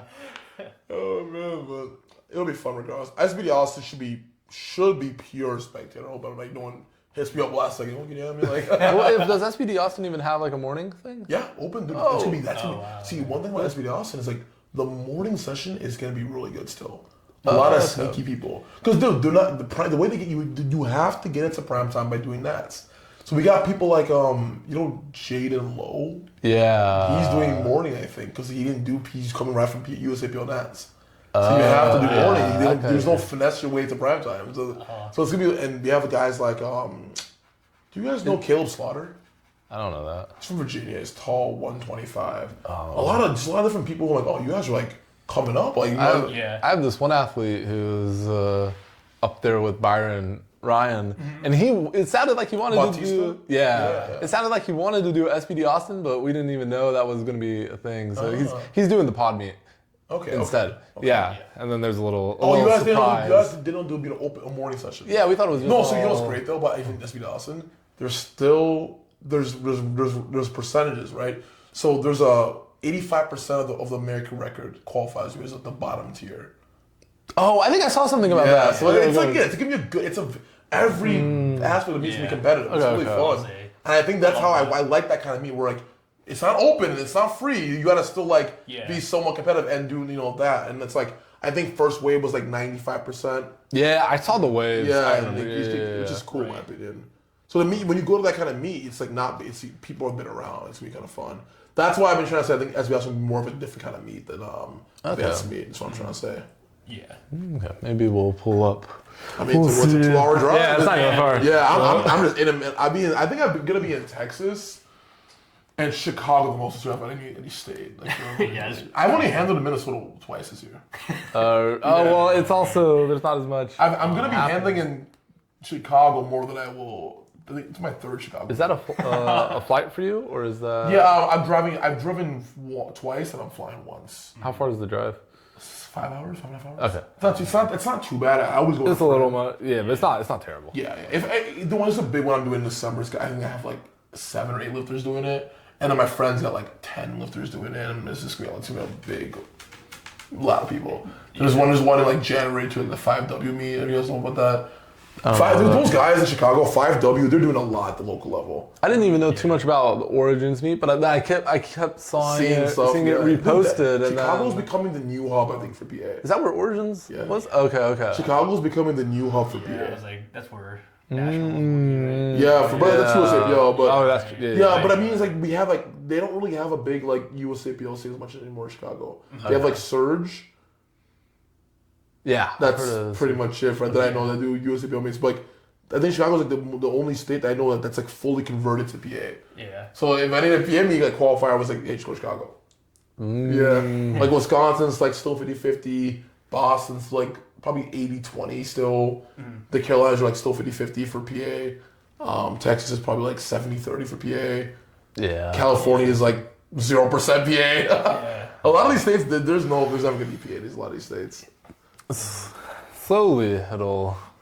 Well, the other states, I don't even know how long that'll take. Dude, so many states don't have USAPL. Like, I go to North Dakota, nothing's North Dakota. Like, dude, I had this one call with someone who was interested in coaching, and he was in Alaska, and there's like nothing. No, there's like one USAPL a year in Alaska. So his meets, he just goes he went to Hawaii, and he was like, I'll just do a meet in Hawaii, and then I'll vacation for the rest of the week. And the flight to Hawaii, it wasn't as bad as it sounded versus going to just like another state. Yeah, I think I think Alaska's like right here. The states are here, and Hawaii is like right here. Yeah, I think it's something like. But it was just really interesting to hear all of that, and he said there's like 3 gyms in the state, and the gym he was going to wasn't a lot even. of people have home gyms for powerlifting who live there. I see. I know 2 people live over there. I Sounds still remember right. in like like Pennsylvania, like USPA was like probably the big one. the big one. So I can't even imagine. Were you around when King of Prussia opened? Yeah, I was. Okay. And yeah, like CT, I think like every meet was USPA until that controversy happened, and then that's when USAPL started growing. And now like they still only have like 1 or 2 meets a year for PA. They have one actually. There's what's called the haunted something. Yeah. Haunted shrink yeah. coming up. It's advances me. They're having a That few of makes a lot of the sense. advances Yeah. meets, and I'd imagine. Advances doing a lot right now. They're trying to. Yeah, there was another meet before the haunted. I don't remember which one, but yeah, they're doing a lot. They're doing a lot, and I imagine they're like all the same quality, but it's a slightly higher quality for sure. local meat. Yeah. So that is. And I think those exciting. are the meats that like the local level needs. Yeah, Like right. because there's the way I kind of categorize local meats, right? There's your run of the mill like meat director who just takes like he charges like $100 to get in, right? Just the bare minimum. Like maybe they have like a best lifter, maybe. Like some meats don't even care about that, right? Maybe it's like one flight or two flights, one session, right? Then there's like more of a cool like this is more of a more competitive meat. They might give like best lifter out like minimum like $100, simple, multiple flights, maybe different age categories, right? Then it's like this next meet where it's like, okay, cool. It's more exclusive, they have a prime time. Like that's why I feel like there's like categories of progression of local meets. And I think we need all three. I think this is more of a novice, it's more like intermediate, and it's more like, okay, cool, you're more competitive local lifter. I think we need all three. Yeah. So do you think like what USAPL was going to do with like pretty much the dots being like 500 to make it to nationals? Oh, that's insane. Yeah, I think it's too high. Way too high. Way too high. What if there was one Fed? I think if there's one Fed, Yeah. it's valid. Yeah, right. Because I was like, what if regionals was like 450? I think there's a Regionals would have had to there's be a way higher. to do it to make PL so The structured. regionals QTs are they're like 410, you need like 420 dots. no, they're like 300 dots. Really? They're like 330 dots. Yeah. Regionals? Oh, I thought it was CNAS maybe. So it'd be the CNAS is around 420. Yeah. So it'd be awesome if regionals was higher, but they can't do that because there's people can't. Yeah. There's a People way to get do it to booted. where like you need enough to fund the meet. That's true. Because Money is very real. PA is supposed to be like that grandiose Fed, right? They don't got QT. That's what I'm saying. Because they don't have enough people. It's, like, it's so They tricky. can't have QTs for a Oh while. man, But even if they added QTs, they wouldn't be able to make them that high because then no one would. So it'd be like the regional 330 dots QT, and it's like, all right, well, it's better to just have no QT than have something like that. Yeah. Also, like I'm not a big fan of dots QTs, by the way. For big. I like the total. Yeah, because dots mean something different every weight class. Like for me to dots 500, I have to be in the top 5. Right. For someone like Ryan to dots 500, like he's maybe cracking top 20, right? Like 740 to 83. He got 750. Yeah, but he is he a 90 or is he 83? He's 83. Yeah. He got 8th in USAPL Open. But it's hard to tell like what that even means because there's two Feds. So 100%. I don't know. He's going PA. You see what I'm saying though? It's like dots mean something so different for every weight class. Like now there's GL points. I don't even know anything about GL points. I totally forgot those were things. So we were talking about that. I don't like them. Dude, for me to like GL. Okay, let's give you an example. Yeah, what is the good GL? What is like 500 dots GL? A good GL is like it's like 100. 102. Okay, 102. Yeah. A great GL is one. If you're doing 110 plus. 110 plus is like top 550 3. dots. Yeah, you're probably top 3 in your class, top 5 in your class. Top 5, because like 11 classes are very condensed. Like 83 and 93 are very oversaturated now, so we're like top 5 is like 570 dots now. It's kind of insane. It's a lot. Like it's kind of insane now. So it's like, but what I mean is like example. So if you like make it like a 525 dots, right? You might not get any 120s or 59s even. Dude, like, or GL, man. So I think that's a good point. That's really like, good point. The GL hurts It's 59, 66. Bell curve thing. Yes, it's this. It hurts 59, 66. It helps 74, 83, 90, 105, then dips again. So it's like you can't go off GL as a qualifier for like a national meet. Maybe like a pro meet, cool. Whatever, right? But for nationals, where I think everyone should be, it should be more even. Everyone has the opportunity to get there. It should be more off like a QT based off the percentage of the American record in some capacity. That's why I like it. I think percentage of American record is the most fair about to do anything because like you're comparing yourself to the standard. And then the QT will be by default gets slightly higher over time. Over time, because the record goes up. Yeah. And you can still keep the same quality of lifters and mind lifters. I like that. Yeah. I like there's ways to go about it, man. It's like we need people to recognize these things. I have a lot of thoughts in my brain all the time about like how I would do structure, but it is. We need you to get close to meet. I've thought about hosting meet. Yeah. Because I think being a meet director and being a state chair are two different things. Yeah. Some people do the same thing, but it's like state chair, you take on all the problems, take on all the issues. You have to facilitate all the drug tests. You have to like make sure like everything's, you know, you do all the random stuff. And if you have a regionals, you have to be in charge of that. It's like it's a lot. It's a lot more work. They have regional chairs in PA, right? They do have regional chairs. Yeah, they don't. it's not enough for state. The regional chair in PA, I think, is like the guy in like the Chicago, the MPG guy. I think that's the regional chair. Who's yours for PA? You know? It's Marty. Marty. Yeah. I'm not sure if you know who Marty is. I don't personally know him, but I've seen him just around for a very long time. So he seems good. Yeah, I mean, like I said, we can all agree, guys, that like as the split becomes more prevalent, it's like it's just tougher. It's always tougher to like get everybody one fed. It's diluted a little bit. But what can you do? Literally, we can't do anybody. You just keep doing what you can do. Gotta wait for PA to take over. Make a Which who knows when that'll be 100%. And the thing is, like, I don't even like. The reason why I think it has to be the thing where PA takes over because like we have this world's infrastructure. Yeah. It has to be this way. It's not that like I think because dude, from what I've seen, both feds are ran so bad. They're ran so bad. It's the same people that were in USAPO just moved over. It's like you didn't change your morals. You couldn't agree on something. It's like, and I think it's tough. I think that what really is saving USAPO. When I say saving, I mean like it's what's keeping it prevalent is the high school powerlifting pipeline to the university pipeline. That's what it is. From an open standpoint, USAPO is kind of cooked, right? It's like the collegiate standpoint. That CNATS is still massive. Yeah. Overly massive. Really, people love that development. That's where all my athletes want to go. Yeah, that's what you would think, you know, because your goal may not be to, I want to go to university NATS and go to Worlds. You don't really care about it. You want like, I want to keep my friends and my teammates. Yeah. That's what you're thinking of. Yeah. And I think that's what keeps USAPO afloat right now, in my opinion, which is completely fine. I would love a university CNATS where it's like, it's PA and everyone's, but that's just like, you know, we have schools like Midland and UTSA. We're never going to switch. They're hardcore balls to the wall USAPO. Yeah. And that's okay. I personally like the pipeline of do all 4 years collegiate, and if your age is in the right spot, your last year should be a junior PA. Finish it up and start. Like I'm not a kid, you just keep graduating.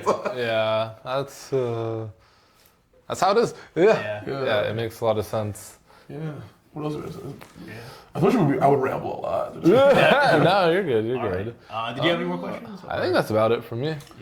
I have a question for you. Yeah, guys. you have any like, questions? Yeah, so for you, Eric, what is your favorite part about PL? What makes you like, not as a coach, as just the sport? What do you like the most about it?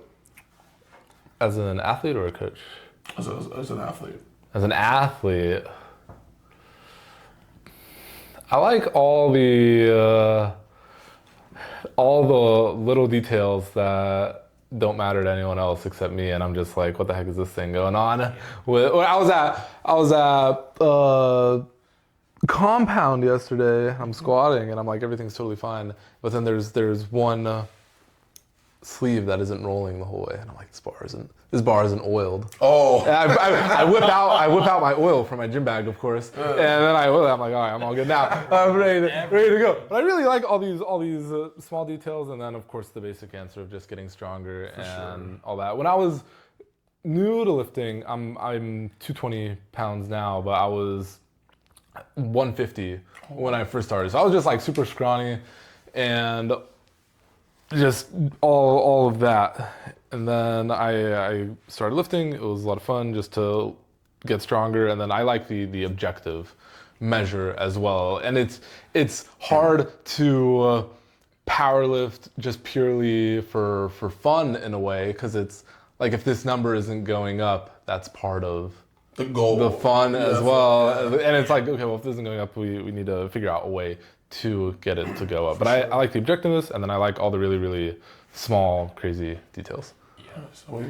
Yeah, so I think this question I was asking myself where, like, why do I love powerlifting? And I was talking to Marcellus, and he was like, oh, like, what does powerlifting mean to you? Because I'm a little bit older, and I was like, when people are older, they're kind of either pulled towards other things in their life, and then in powerlifting. So I thought about this question a lot, actually. And for me, it's like everything where there's like a technical aspect, but then like there's an athlete aspect. And it's really hard for other sports to like mix different personalities into one sport. Like you get the people who love the technical things, but then you also get the people who really like, just being the best athlete they can. Being competitive. Yeah. So like when I'm doing it, like there hasn't really been a sport like that for me where like I've had to like really use like all of my brain and all of like myself and commit it to like the sport itself. Yeah. And that's what I really like. Like I love being a nerd about like the technical aspects, but then I also really love like just pushing myself and knowing like no one can just hop in this sport and immediately be good.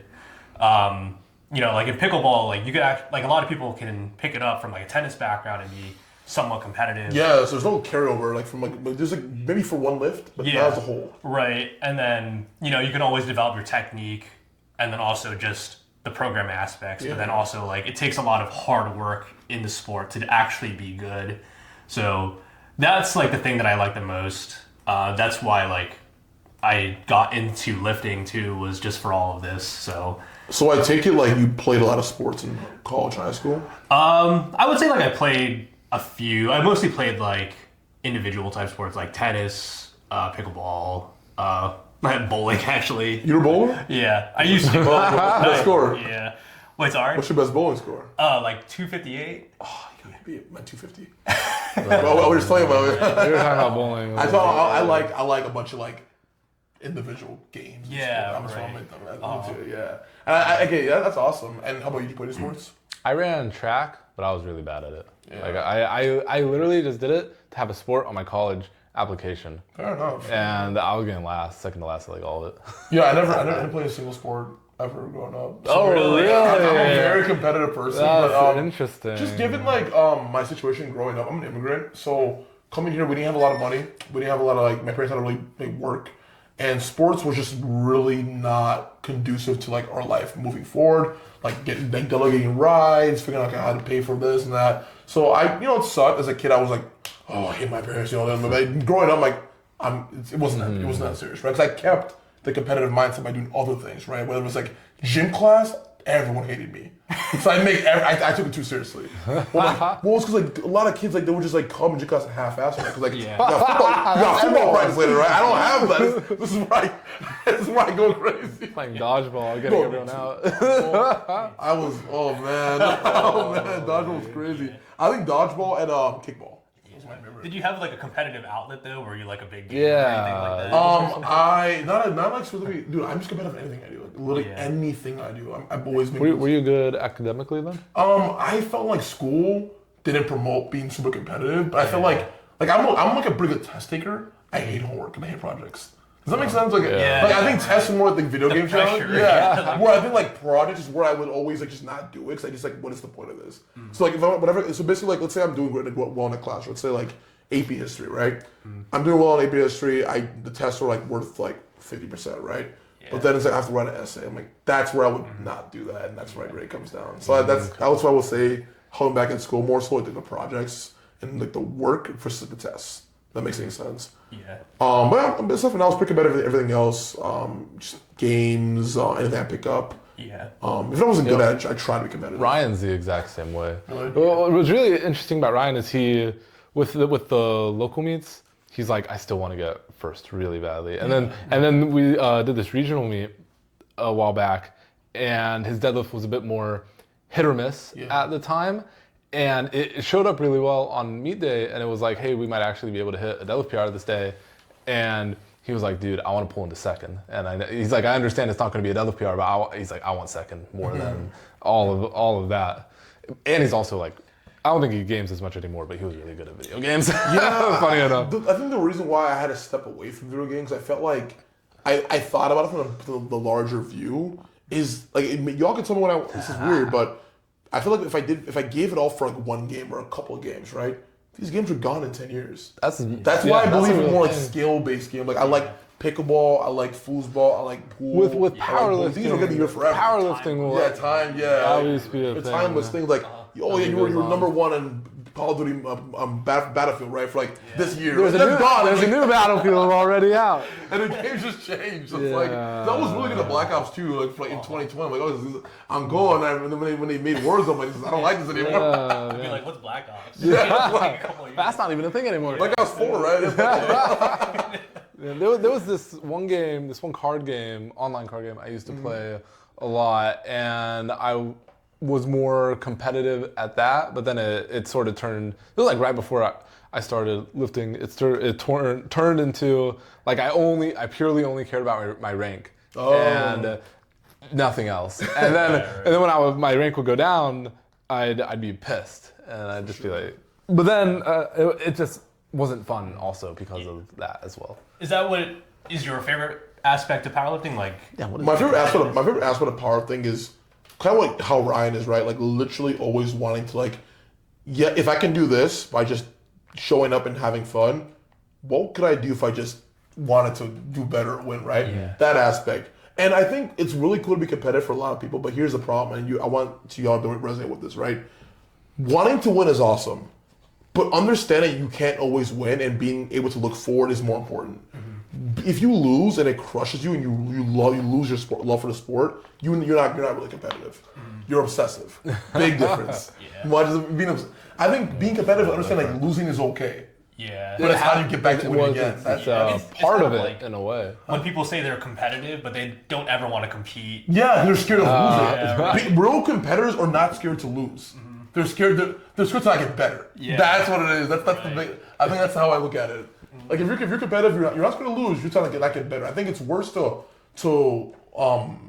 lose and then do worse the next year, and do worse versus like lose and just like win or get better. I think that's the better goal to look at it. So I don't know. When I see lifters like young and really competitive, I'm like, okay, like I really want this for you, but you have to be able to be like, look at the big picture. If you lose, you have to like not let it affect your mental to the point where you lose confidence. You know, I see that a lot when people like they put all their stock in the final collegiate nationals of their career, right? And when they don't win, it's like, oh well, I'm done with this. Like I cannot win. There's only one winner. Yeah. Especially like when you're younger. Like a lot of people don't realize like competing is a skill in itself as well. So. Another question for you guys. If you were to ever quit powerlifting and take a step away from it, what would you do?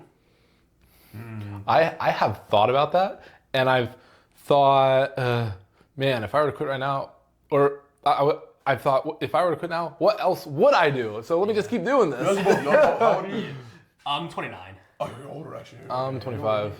Okay. So for me, it's like, well, I'll let you answer actually. Oh, I was gonna say like, I imagine I'd quit where like my body is like not letting me. That's what I'm saying. For me, it's always gonna be an injury thing for me. Yeah, like I've thought about it lately. It would have to be like some sport like pickleball or something where it's like just something a little bit easier on the body. For me, it wouldn't be pool. You would think it's pool, right? Pool doesn't cost me anything. Like it's not a physical sport. I need physical. For me, I think it'd actually be either basketball. Like I try to do like a little club. You know, I like basketball. There's someone at our gym who's doing a club basketball. I didn't even know that was like a real thing. Every city has club basketball. You just work your way up. It's competitive, or I would try combat sports. I would try doing BJJ. One more time. Yeah. I tried combat sports. That's the powerlifting pipeline. Well, I feel like Byron did one BJJ class after Worlds, and he like messed up his shoulder. Yeah, and it's been a whole block. You cannot do both. Trying to get his shoulder back to life. You can't play basketball seriously in power. Your knees will degenerate. Like the shoes, it's like. But I'm saying if you were fully just quit and you just did gen powerlifting, what would you do on the side? I actually think I might even rock climb, to be honest. Really? Yeah. Okay. I'm scared to do that. I think I would transition to more like outdoorsy stuff, to be honest. Fair. Being cooped up in a gym for too long, you know? You know what I wouldn't do? I do like hiking. I wouldn't run. I wouldn't run. I've never liked the running pipeline is terrible. Yeah, no. Pickleball's fine. I think a lot of people do pickleball. I feel like it's something that like it's weird. Like I was reading about pickleball. Pickleball basically like became popular early in the 2000s, and it fell off, and now it just came back up to mainstream again, and now it's like everyone knows what it is all of a sudden. And dude, they have good communities. They do. There's tournaments. There's group chat. There's forums. They have a score in pickleball. Yeah, as there's well. a forward score. You rank up, and it's like, wow, this is actually super healthy. I like it. Yeah. One federation and everything. Yeah, one set, no Oh, just wait until someone tries to start their own thing. And honestly, I think the barrier to entry is actually pretty low. Yeah, Like, just that's find why a court. everyone's doing Find that. a court. Some of them have free paddles you use. Like, it's chill. You don't need much gear. Yeah, right. No. So super low barrier to entry. You don't need an SBD belt, advanced shoes. I'll probably. I want to play pickleball more often. I just need to like not been a prep. It is like the knee. I've seen knee and Achilles are the biggest injuries actually. Yeah. What have you heard? Yeah, I was gonna say the knee and then like hip back. Yeah. I think Bork had an adductor thing. It's very common. With because you try. Because it was right. just that going in that position. Yeah, it's like rotated. Yeah. Like split stepping, jumping. So Upper body's pretty fresh. That's pretty fresh. You could do bench only in pickleball. That's about it. Would you all ever try something like weightlifting or something like a bodybuilding? No. Oh, bodybuilding, no. I actually like wanted to compete in bodybuilding. Actually, I wanted to men's physique when I first started. I was like really like, I had that men's physique build. I'll probably show y'all later this, but then I realized like, I don't want to be eating this for the rest of my life. Like that sounds terrible. And then weightlifting, I'm just not anatomically built to do it. You can just tell who's built to do it or not. I did a tiny bit of just messing around with weightlifting for a couple weeks in college, and it was just. Well, it goes against powerlifting too, so I would have to undo all my powerlifting stuff. And a strawman looks terrible. Yeah, right. So like I said, if I like really got out of like powerlifting, I wouldn't stay in fitness. I'd keep my basics of just lifting for fun, but I do something else that's more functional. I'd be more of a functional athlete. That's what I would shoot for. I guess like a side question is like, how much time are you spending in the gym for your sessions? It depends. If I'm training at kilo, 4 hours. If I'm like at Los, 2.5. Whoa, 2.5. I'm factoring my primary big days. Right. Like a tertiary bench, like an hour. Yeah, right. I think it's the same for us too. It's the yapping. We all it's the agree yapping. that powerlifting is super social. It is. It's one of the few sports like where you can like talk and do it. Like That's true. That's you can very true. talk and do pickleball. Like you can, but it's like No, you gotta that's play. focus. Like it's the focus. Like But I would say that's like the one thing about rock climbing too is like you do a climb and if you miss it, you're waiting like 10 minutes. It's kinda like doing a It set. is just powerlifting. Yeah, you just yap. You just yap. Okay. same thing with pool. Like I can yap and play pool really easily. It's a super slow in bowling, super slow pace. Like so it's like those are easy sports. But I mean like powerlifting is just like you're just there to hang out with your friends. It's at the core value. You're just hanging out with your friends. That's why when I see someone who has a home gym out of it just because they want it, don't know how to do it. Home gym sounds terrible. I had a home gym during COVID. Everyone did that though. Yeah, Right. and that is different. But it was definitely like I like the social aspect as well. And well, I still have it, but I don't ever use it because I like the social aspect, and it's also not that good. Yeah. But think it's mostly I'd rather just drive to the gym, even though. Like my favorite part of my day is lifting my friends. It is. It literally is like. So. And I think a lot of people like kind of miss that when they're training at commercial gyms too. We talk about this a lot where like if your mind is like looking forward to it, like that's gonna matter a lot more than just like showing up and half-assing your accessories or whatever. Yeah, like I have my days where I'm okay. Like I'll give you an example, and maybe we can cut this off if you want. But, I don't care if you want, but like when I'm like hurt, right? I personally don't want to be at a PL gym only because I feel like there's a task at hand. Yeah. Whether it's like I'm doing my PRI, I gotta be more intentional. I can't be talking to my friend. I'm like doing my drills. Yeah, maybe I like have a these little bit extra more. corrective movements I do after. I'm like, oh, I have to like push my accessories. I can't do this. Like, that's where like okay, I don't have the luxury of being passive. That's when I would do that. Like I was like going to a different gym for like a couple days, couple sessions, like focusing on these things so I can like lock it up. Because like, let's be real, like. But if you're not surrounded by the right group, it can be distracting. That's true. Yeah. I've had it where if my training isn't going as well, I get a lot more like I'm just not talking as much because I need to focus and get my training so it depends. back on track. Yes. Like it goes from I'm gonna come in today, I'm gonna do this RP, do my accessories, have a great pump to I'm in my top set, let's get my last back down, we'll get bowl with my friends. That's not my experience, but my athletes have told me I'm like, yeah. I've been a lot better about walking in until the top set, and then after, Yes. I think that should be everyone's. Like I'll do this. Like I'll walk in, I'll do my runs. Like, hey, what's up, guys? I'll talk. I do my runs, headphones on. Then and really, yes, the top set thing is important. But I think if I do that on my top set, my back down quality sucks. So I wait till I'm done. And it's just squat. Squat is the only lift where I need to be tunnel vision on. Bench, I'm yapping the whole session. Delts, for me, it's deadlift. I need to, Delts comes very naturally. Like if I'm hurt, it's frustrating. But like squat, it's more like it's the most awkward movement for me. If you take too long on squat, then it's like you gotta unrack all that, and it's just weird. Squat for me is just like the most taxing too. Like I'm getting winded. Winded mentally, physically, it's a lot. So I definitely would say like squat is where I have to like really finish the movement before I really get to my social, like talking. Yeah, like for me too. More recently, I've been trying to push it to even like that first like primary accessory, just so I can like make sure I do it. Yes. Sometimes you just like gotta get in the accessory area. Yeah. Well, it depends on the gym. Some gyms do a great job of having a separate accessory because like for me, it's like I guess what I find myself doing is I'll finish my workout, then maybe like 2 or 3 of my athletes are warming up. Got a big day, so maybe I'm just sitting there like not focused. I'm like. Maybe they fail. I'm like, oh crap. Like, they ruined. Like the talk, right? Like the talk. We've all done the talk, right? Like, or they fail in front of you. It's like, oh, hey man, you probably didn't do this. I tell them walk in for the rest of your stuff. We'll talk about it after. Yeah, something like that. Because I got lift too. Yeah. But it's Any other questions? Yeah. That's pretty much it. You guys did a great job answering that. Okay. Awesome. So where can people find you? Yes. You can find me on Instagram at CarryTONZ. And, if you're looking for coaching, at shrinkbytonz@gmail.com. Okay. Passionate people only. People who care about powerlifting. Yeah, I mean, just care about your own goals. I don't need you to be strong. Just like, what do you want from it? Don't half-ass it. Yes. Don't worry about your GLP points. Awesome. Well, thank you so much, Carrington. I'm glad you could pop on. Yeah. Awesome. All right, nice. That was fun. That was really fun. That was like a perfect podcast. Good. Yeah, You guys talk about everything. Yeah. I wasn't actually gonna. When you brought up the power scaling, I was gonna ask you who's stronger, Between who? Goku or Saitama? Well, so Goku is still like, going, it's still so it's like how you go about it, right? Like feats. Yeah. You read the manga and One Punch Man? I didn't. I read So- most of I it. see a lot of read power most of it. scaling stuff. So the manga is not like caught up. he's fighting, right? That's kind of what it turns into. So what do you consider? Do you Is consider? that what happens? I didn't get that far. I think he fights. I think You fight?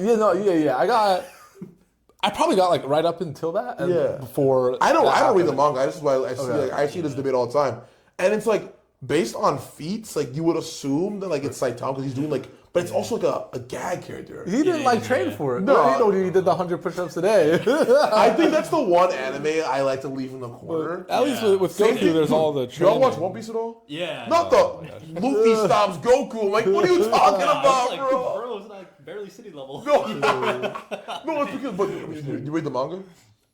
For One Piece? Yeah. No, I haven't. If you know, word's going, bro. They ain't city level no more. I'll say that. Yeah. Okay. They're not city level anymore in the current manga. No, I'm a big anime guy, bro. And I think anime, powerlifting, and pool are my big 3 best. I used to be super into anime, but then I got super into reading manga. But then Same thing. all the stuff I was reading, it was still ongoing. And I wanted to just get So it that's why I finished. don't read manga because it ruins anime. It's like you already know what's gonna happen. You ever see Hajime no Ippo? The boxing? Yeah, the boxing one. Yeah, I like I've that never one a lot. watched it. Yeah. I just asked if you saw it. You said yeah. Well, I like no. So you want to know how like when I see an anime, right? That doesn't really like draw me in. I'm just gonna read what it's about. Like I'm like, give me a synopsis. What's it about? Like with any crazy climax? Like boom. I know the general idea, right? If I know a show has like a really intricate story, I'm like, I gotta watch this. Actually, can't just read about it. Like I think Blue Lock, that's got a crazy story. I've heard good things. Really good. Blue Lock might be like the best sports anime. So you didn't read like Demon Slayer? No, I watch YouTube videos. Oh, okay. Like right now, I know how to end already. Oh, okay. Yeah. I was just curious. I was I know. But No, I don't care about it. We gotta crop it out for the people. You're comment out for no. Demon Slayer, dude, I took a 3.5 year gap from Demon Slayer. after Mugen Train. When did Mugen Train come out? I forget. 2023. I saw that in theaters. That was like the last thing I really saw. Yeah. And I'm like, Demon Service, whatever, right? Yeah. Then I see Infinity, I'm like, wait a minute, this is tough. I come back on it. I start like reading what's going on. I'm like, oh, this is like pretty good actually. Cause like the last thing I saw was like where Mugen Train finished. So that's why I finished the anime. You know, same thing with JJK. Like it's just like. The manga just like when I hear spoil, I'm like, oh, I don't watch it. They killed Gojo. I don't want to watch it anymore. Right now, my biggest ones I'm watching right now. I mean, y'all seen To Be Hero X? I don't know what that I've is. heard it. How about Gachakuta? No. We should watch that one. What do you watch right now? I think the only ongoing is Freyrin. Me and my girlfriend. Yeah, we're watching a lot more of the older ones. Freyrin's definitely more like slice of life. It feels like it. It's not my cup of tea, but If your girlfriend watched though, I want you to not watch it, right? How about you? What do you watch right now? Reading? I don't watch anymore. You read? What do you read right now? I don't read anymore. Bro, you know what? No, I'm not. I'm not caught up anymore. I would recently watch Togepi's Original Sin. Have you seen Oh, I heard of that. Never seen it. that one's really good. So I'll say this. Like I generally like anime as a whole, but it's like this. I'm gonna be so frank. I prefer shonen. Yeah. I'm not really like a slice of life or an isekai kind of guy. Like I've watched slice of life. I watch isekai. I've watched seinen. I watch shoujo stuff. But like shonen's kind of what gives me my drive in life. That's why I watch shonen. Like whenever like I watch a show, I'm like, okay, like I immediately have more motivation this way to do better in other aspects of my life. What's your like S tier shonens? Oh, like as like so like you mean as in like you mean as in like life lessons or just like quality or animation or story? What are we talking about like now? I guess like whatever your conception of S One tier Piece. is. One Piece. One Piece is S tier. Man, One Piece Glazer. What about you? I need to. I think I like Tanjiro no Ippo a lot. That okay. was one of my Did they big give you ones. lessons or what you like about it? It was very just sports and competitiveness and. You would love Blue Lock, bro. I think I would. Blue Lock. I think I would. So I've Blue heard Lock good is like things. Blue Lock is my top five. My top five right now, I think of all time. It was a lot of training up until the fight, and then you saw the fight. But I like the whole training aspect. Yeah. And then they'd win or lose, and then there'd be that whole thing, and it'd be like a repeat of that. I thought But that's kinda how sports is are. like how I thought Baki was gonna be, and the Baki was just everywhere. Yeah, I haven't seen Baki, but It's just I kind know of everywhere. There's no it's- plot, crazy plot. Like for me, I love Naruto. I think we can all agree Naruto's like a very. You watch I've seen it? Naruto. Yeah. Yeah. Naruto. I like Death Note a lot. Yeah. That's a really good one. I think anyone can like Death Note, enjoy it. Yeah. I like Hunter x Hunter when it was going. I just I like watched that recently. the Chimera Ant arc. Everyone likes that. Yeah. At first, it was like the most slow thing ever, yeah. but then it picked up like crazy. Yeah. Those are kind of N and Blue Lock so up there. I think I'd like Blue Lock. Blue Lock. Yeah. That's probably the one I'd return You to. guys ever seen- I never finished Haikyuu. See, okay, Haikyuu, I never saw. I'm a finisher right now. Me and my girlfriend or fiance were watching it before. I felt like Haikyuu, I didn't like it based off like I just came off Kuroko's basketball. So I'm like, I need flashiness, right? You ever see Kuroko? I've I seen saw a Kuroko, tiny bit, but Dude, I it's didn't like flashy the as flashiness. well. I read is. Slam Dunk. I like Slam Dunk. Someone's original. It's the original one. Yeah, you like OG stuff then. You like OG stuff. But that one was also just a lot of training up until Yeah. there's this one scene in Slam Dunk where the main character is just like some super athlete, very athletic overall, and he could probably be good in any sport that he did. And he's playing basketball, and then this judo guy is trying to convert him to get him on the judo team because he's just like, wow, this guy's like so much endurance. He's so good at all this stuff. He would dominate in judo if he learned how to do it. And this guy's trying to convince him so hard, and the whole conversation ends with the main character. Like the guy asks like, why aren't you switching? And the main character is just like, I'm a basketball player. Okay. And it's like, bro, I'm a powerlifter. Yeah. I'm not going to do that other dumb stuff. I'm a powerlifter. That's it. He knows his roots at least. Yeah. Yeah, so I'm trying to see what else I've seen recently. I actually watched Demon Slayer. I downloaded the whole season 4 on my phone for my flight. Some country has no internet, so I can just like at least watch it. It's a 3-hour flight. So I watched basically almost the whole season. Like, because the way I watch anime, bro, I'm gonna be so real. I do not watch intros. I do not watch outros. That is a waste of time. You That's a watch funny at least skip for once. me. Like I'll watch an intro like once to kind of see how I'm feeling it, Yeah. and then until the next season comes, I'm not gonna watch the intro. Yeah. And I don't ever watch outros. I don't ever watch outros. like- Some of the outros hit. Maybe a Naruto, maybe. I don't know. Like Naruto and Black Clover have great outros. Yeah, that's true.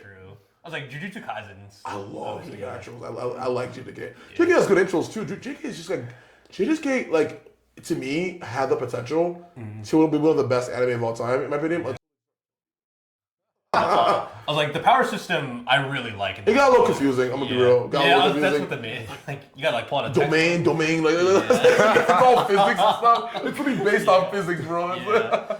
So, I haven't seen it, but I've heard about it. I've heard a good amount about it. so what was the last anime you watched?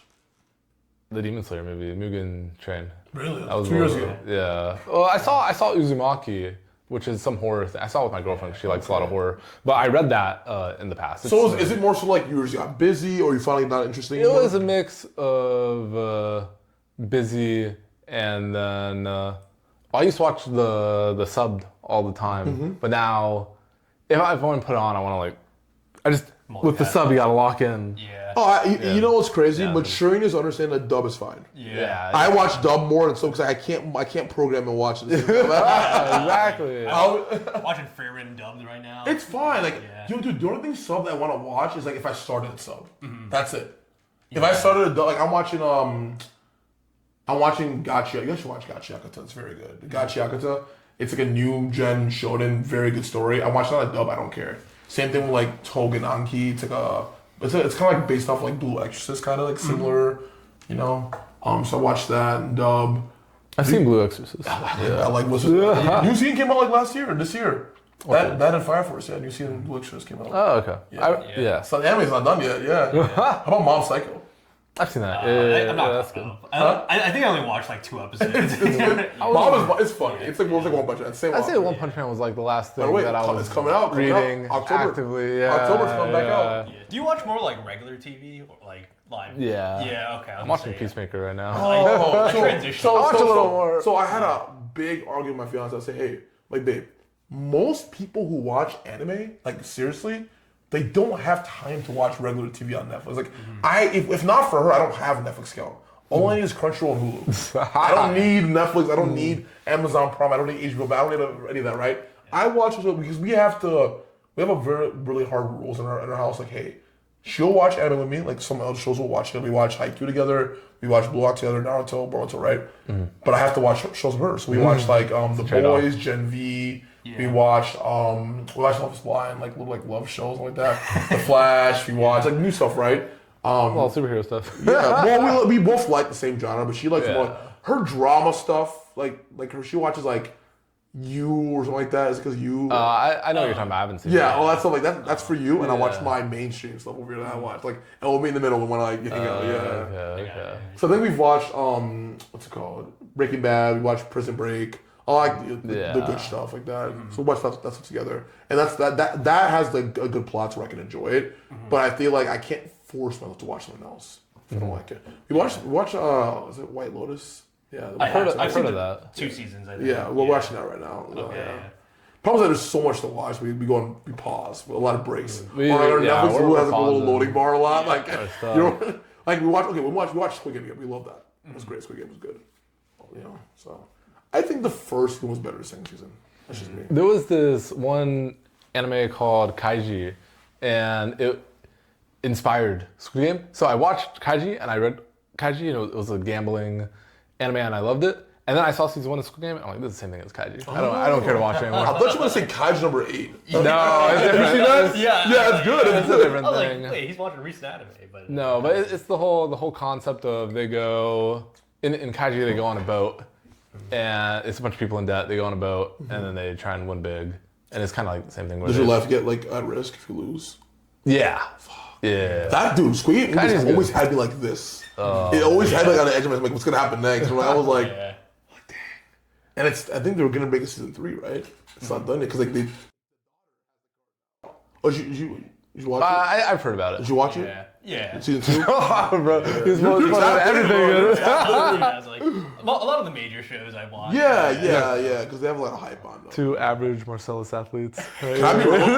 I think the average Marcellus and Flex athlete just animated like superheroes. Let's be real. 'Cause I love Marvel too. I'm a big Marvel guy. I had a call with Marcellus, and like the first 20 minutes was just him asking me how the Demon Slayer movie was. Yeah, dude. Yeah. When you know JJK Zero came out, he's like, bro, how was that? Like, where check it? Oh man. So when are you trading? Like today? Yeah. Oh yeah, I'm probably gonna train like right after this. Yeah, I'm probably ready to go. Train like 2:30. Yeah. Okay. Yeah. Oh yeah, I'm probably gonna eat first, but I'm gonna I'm gonna go fast. okay. Yeah, man, that was good. This is really fun, guys. You guys do videos how often? We do them weekly. Yeah. You want to stop the video, maybe? Oh yeah. I feel bad using No, SD We'll card. leave this part in there. The whole The whole deleted scenes.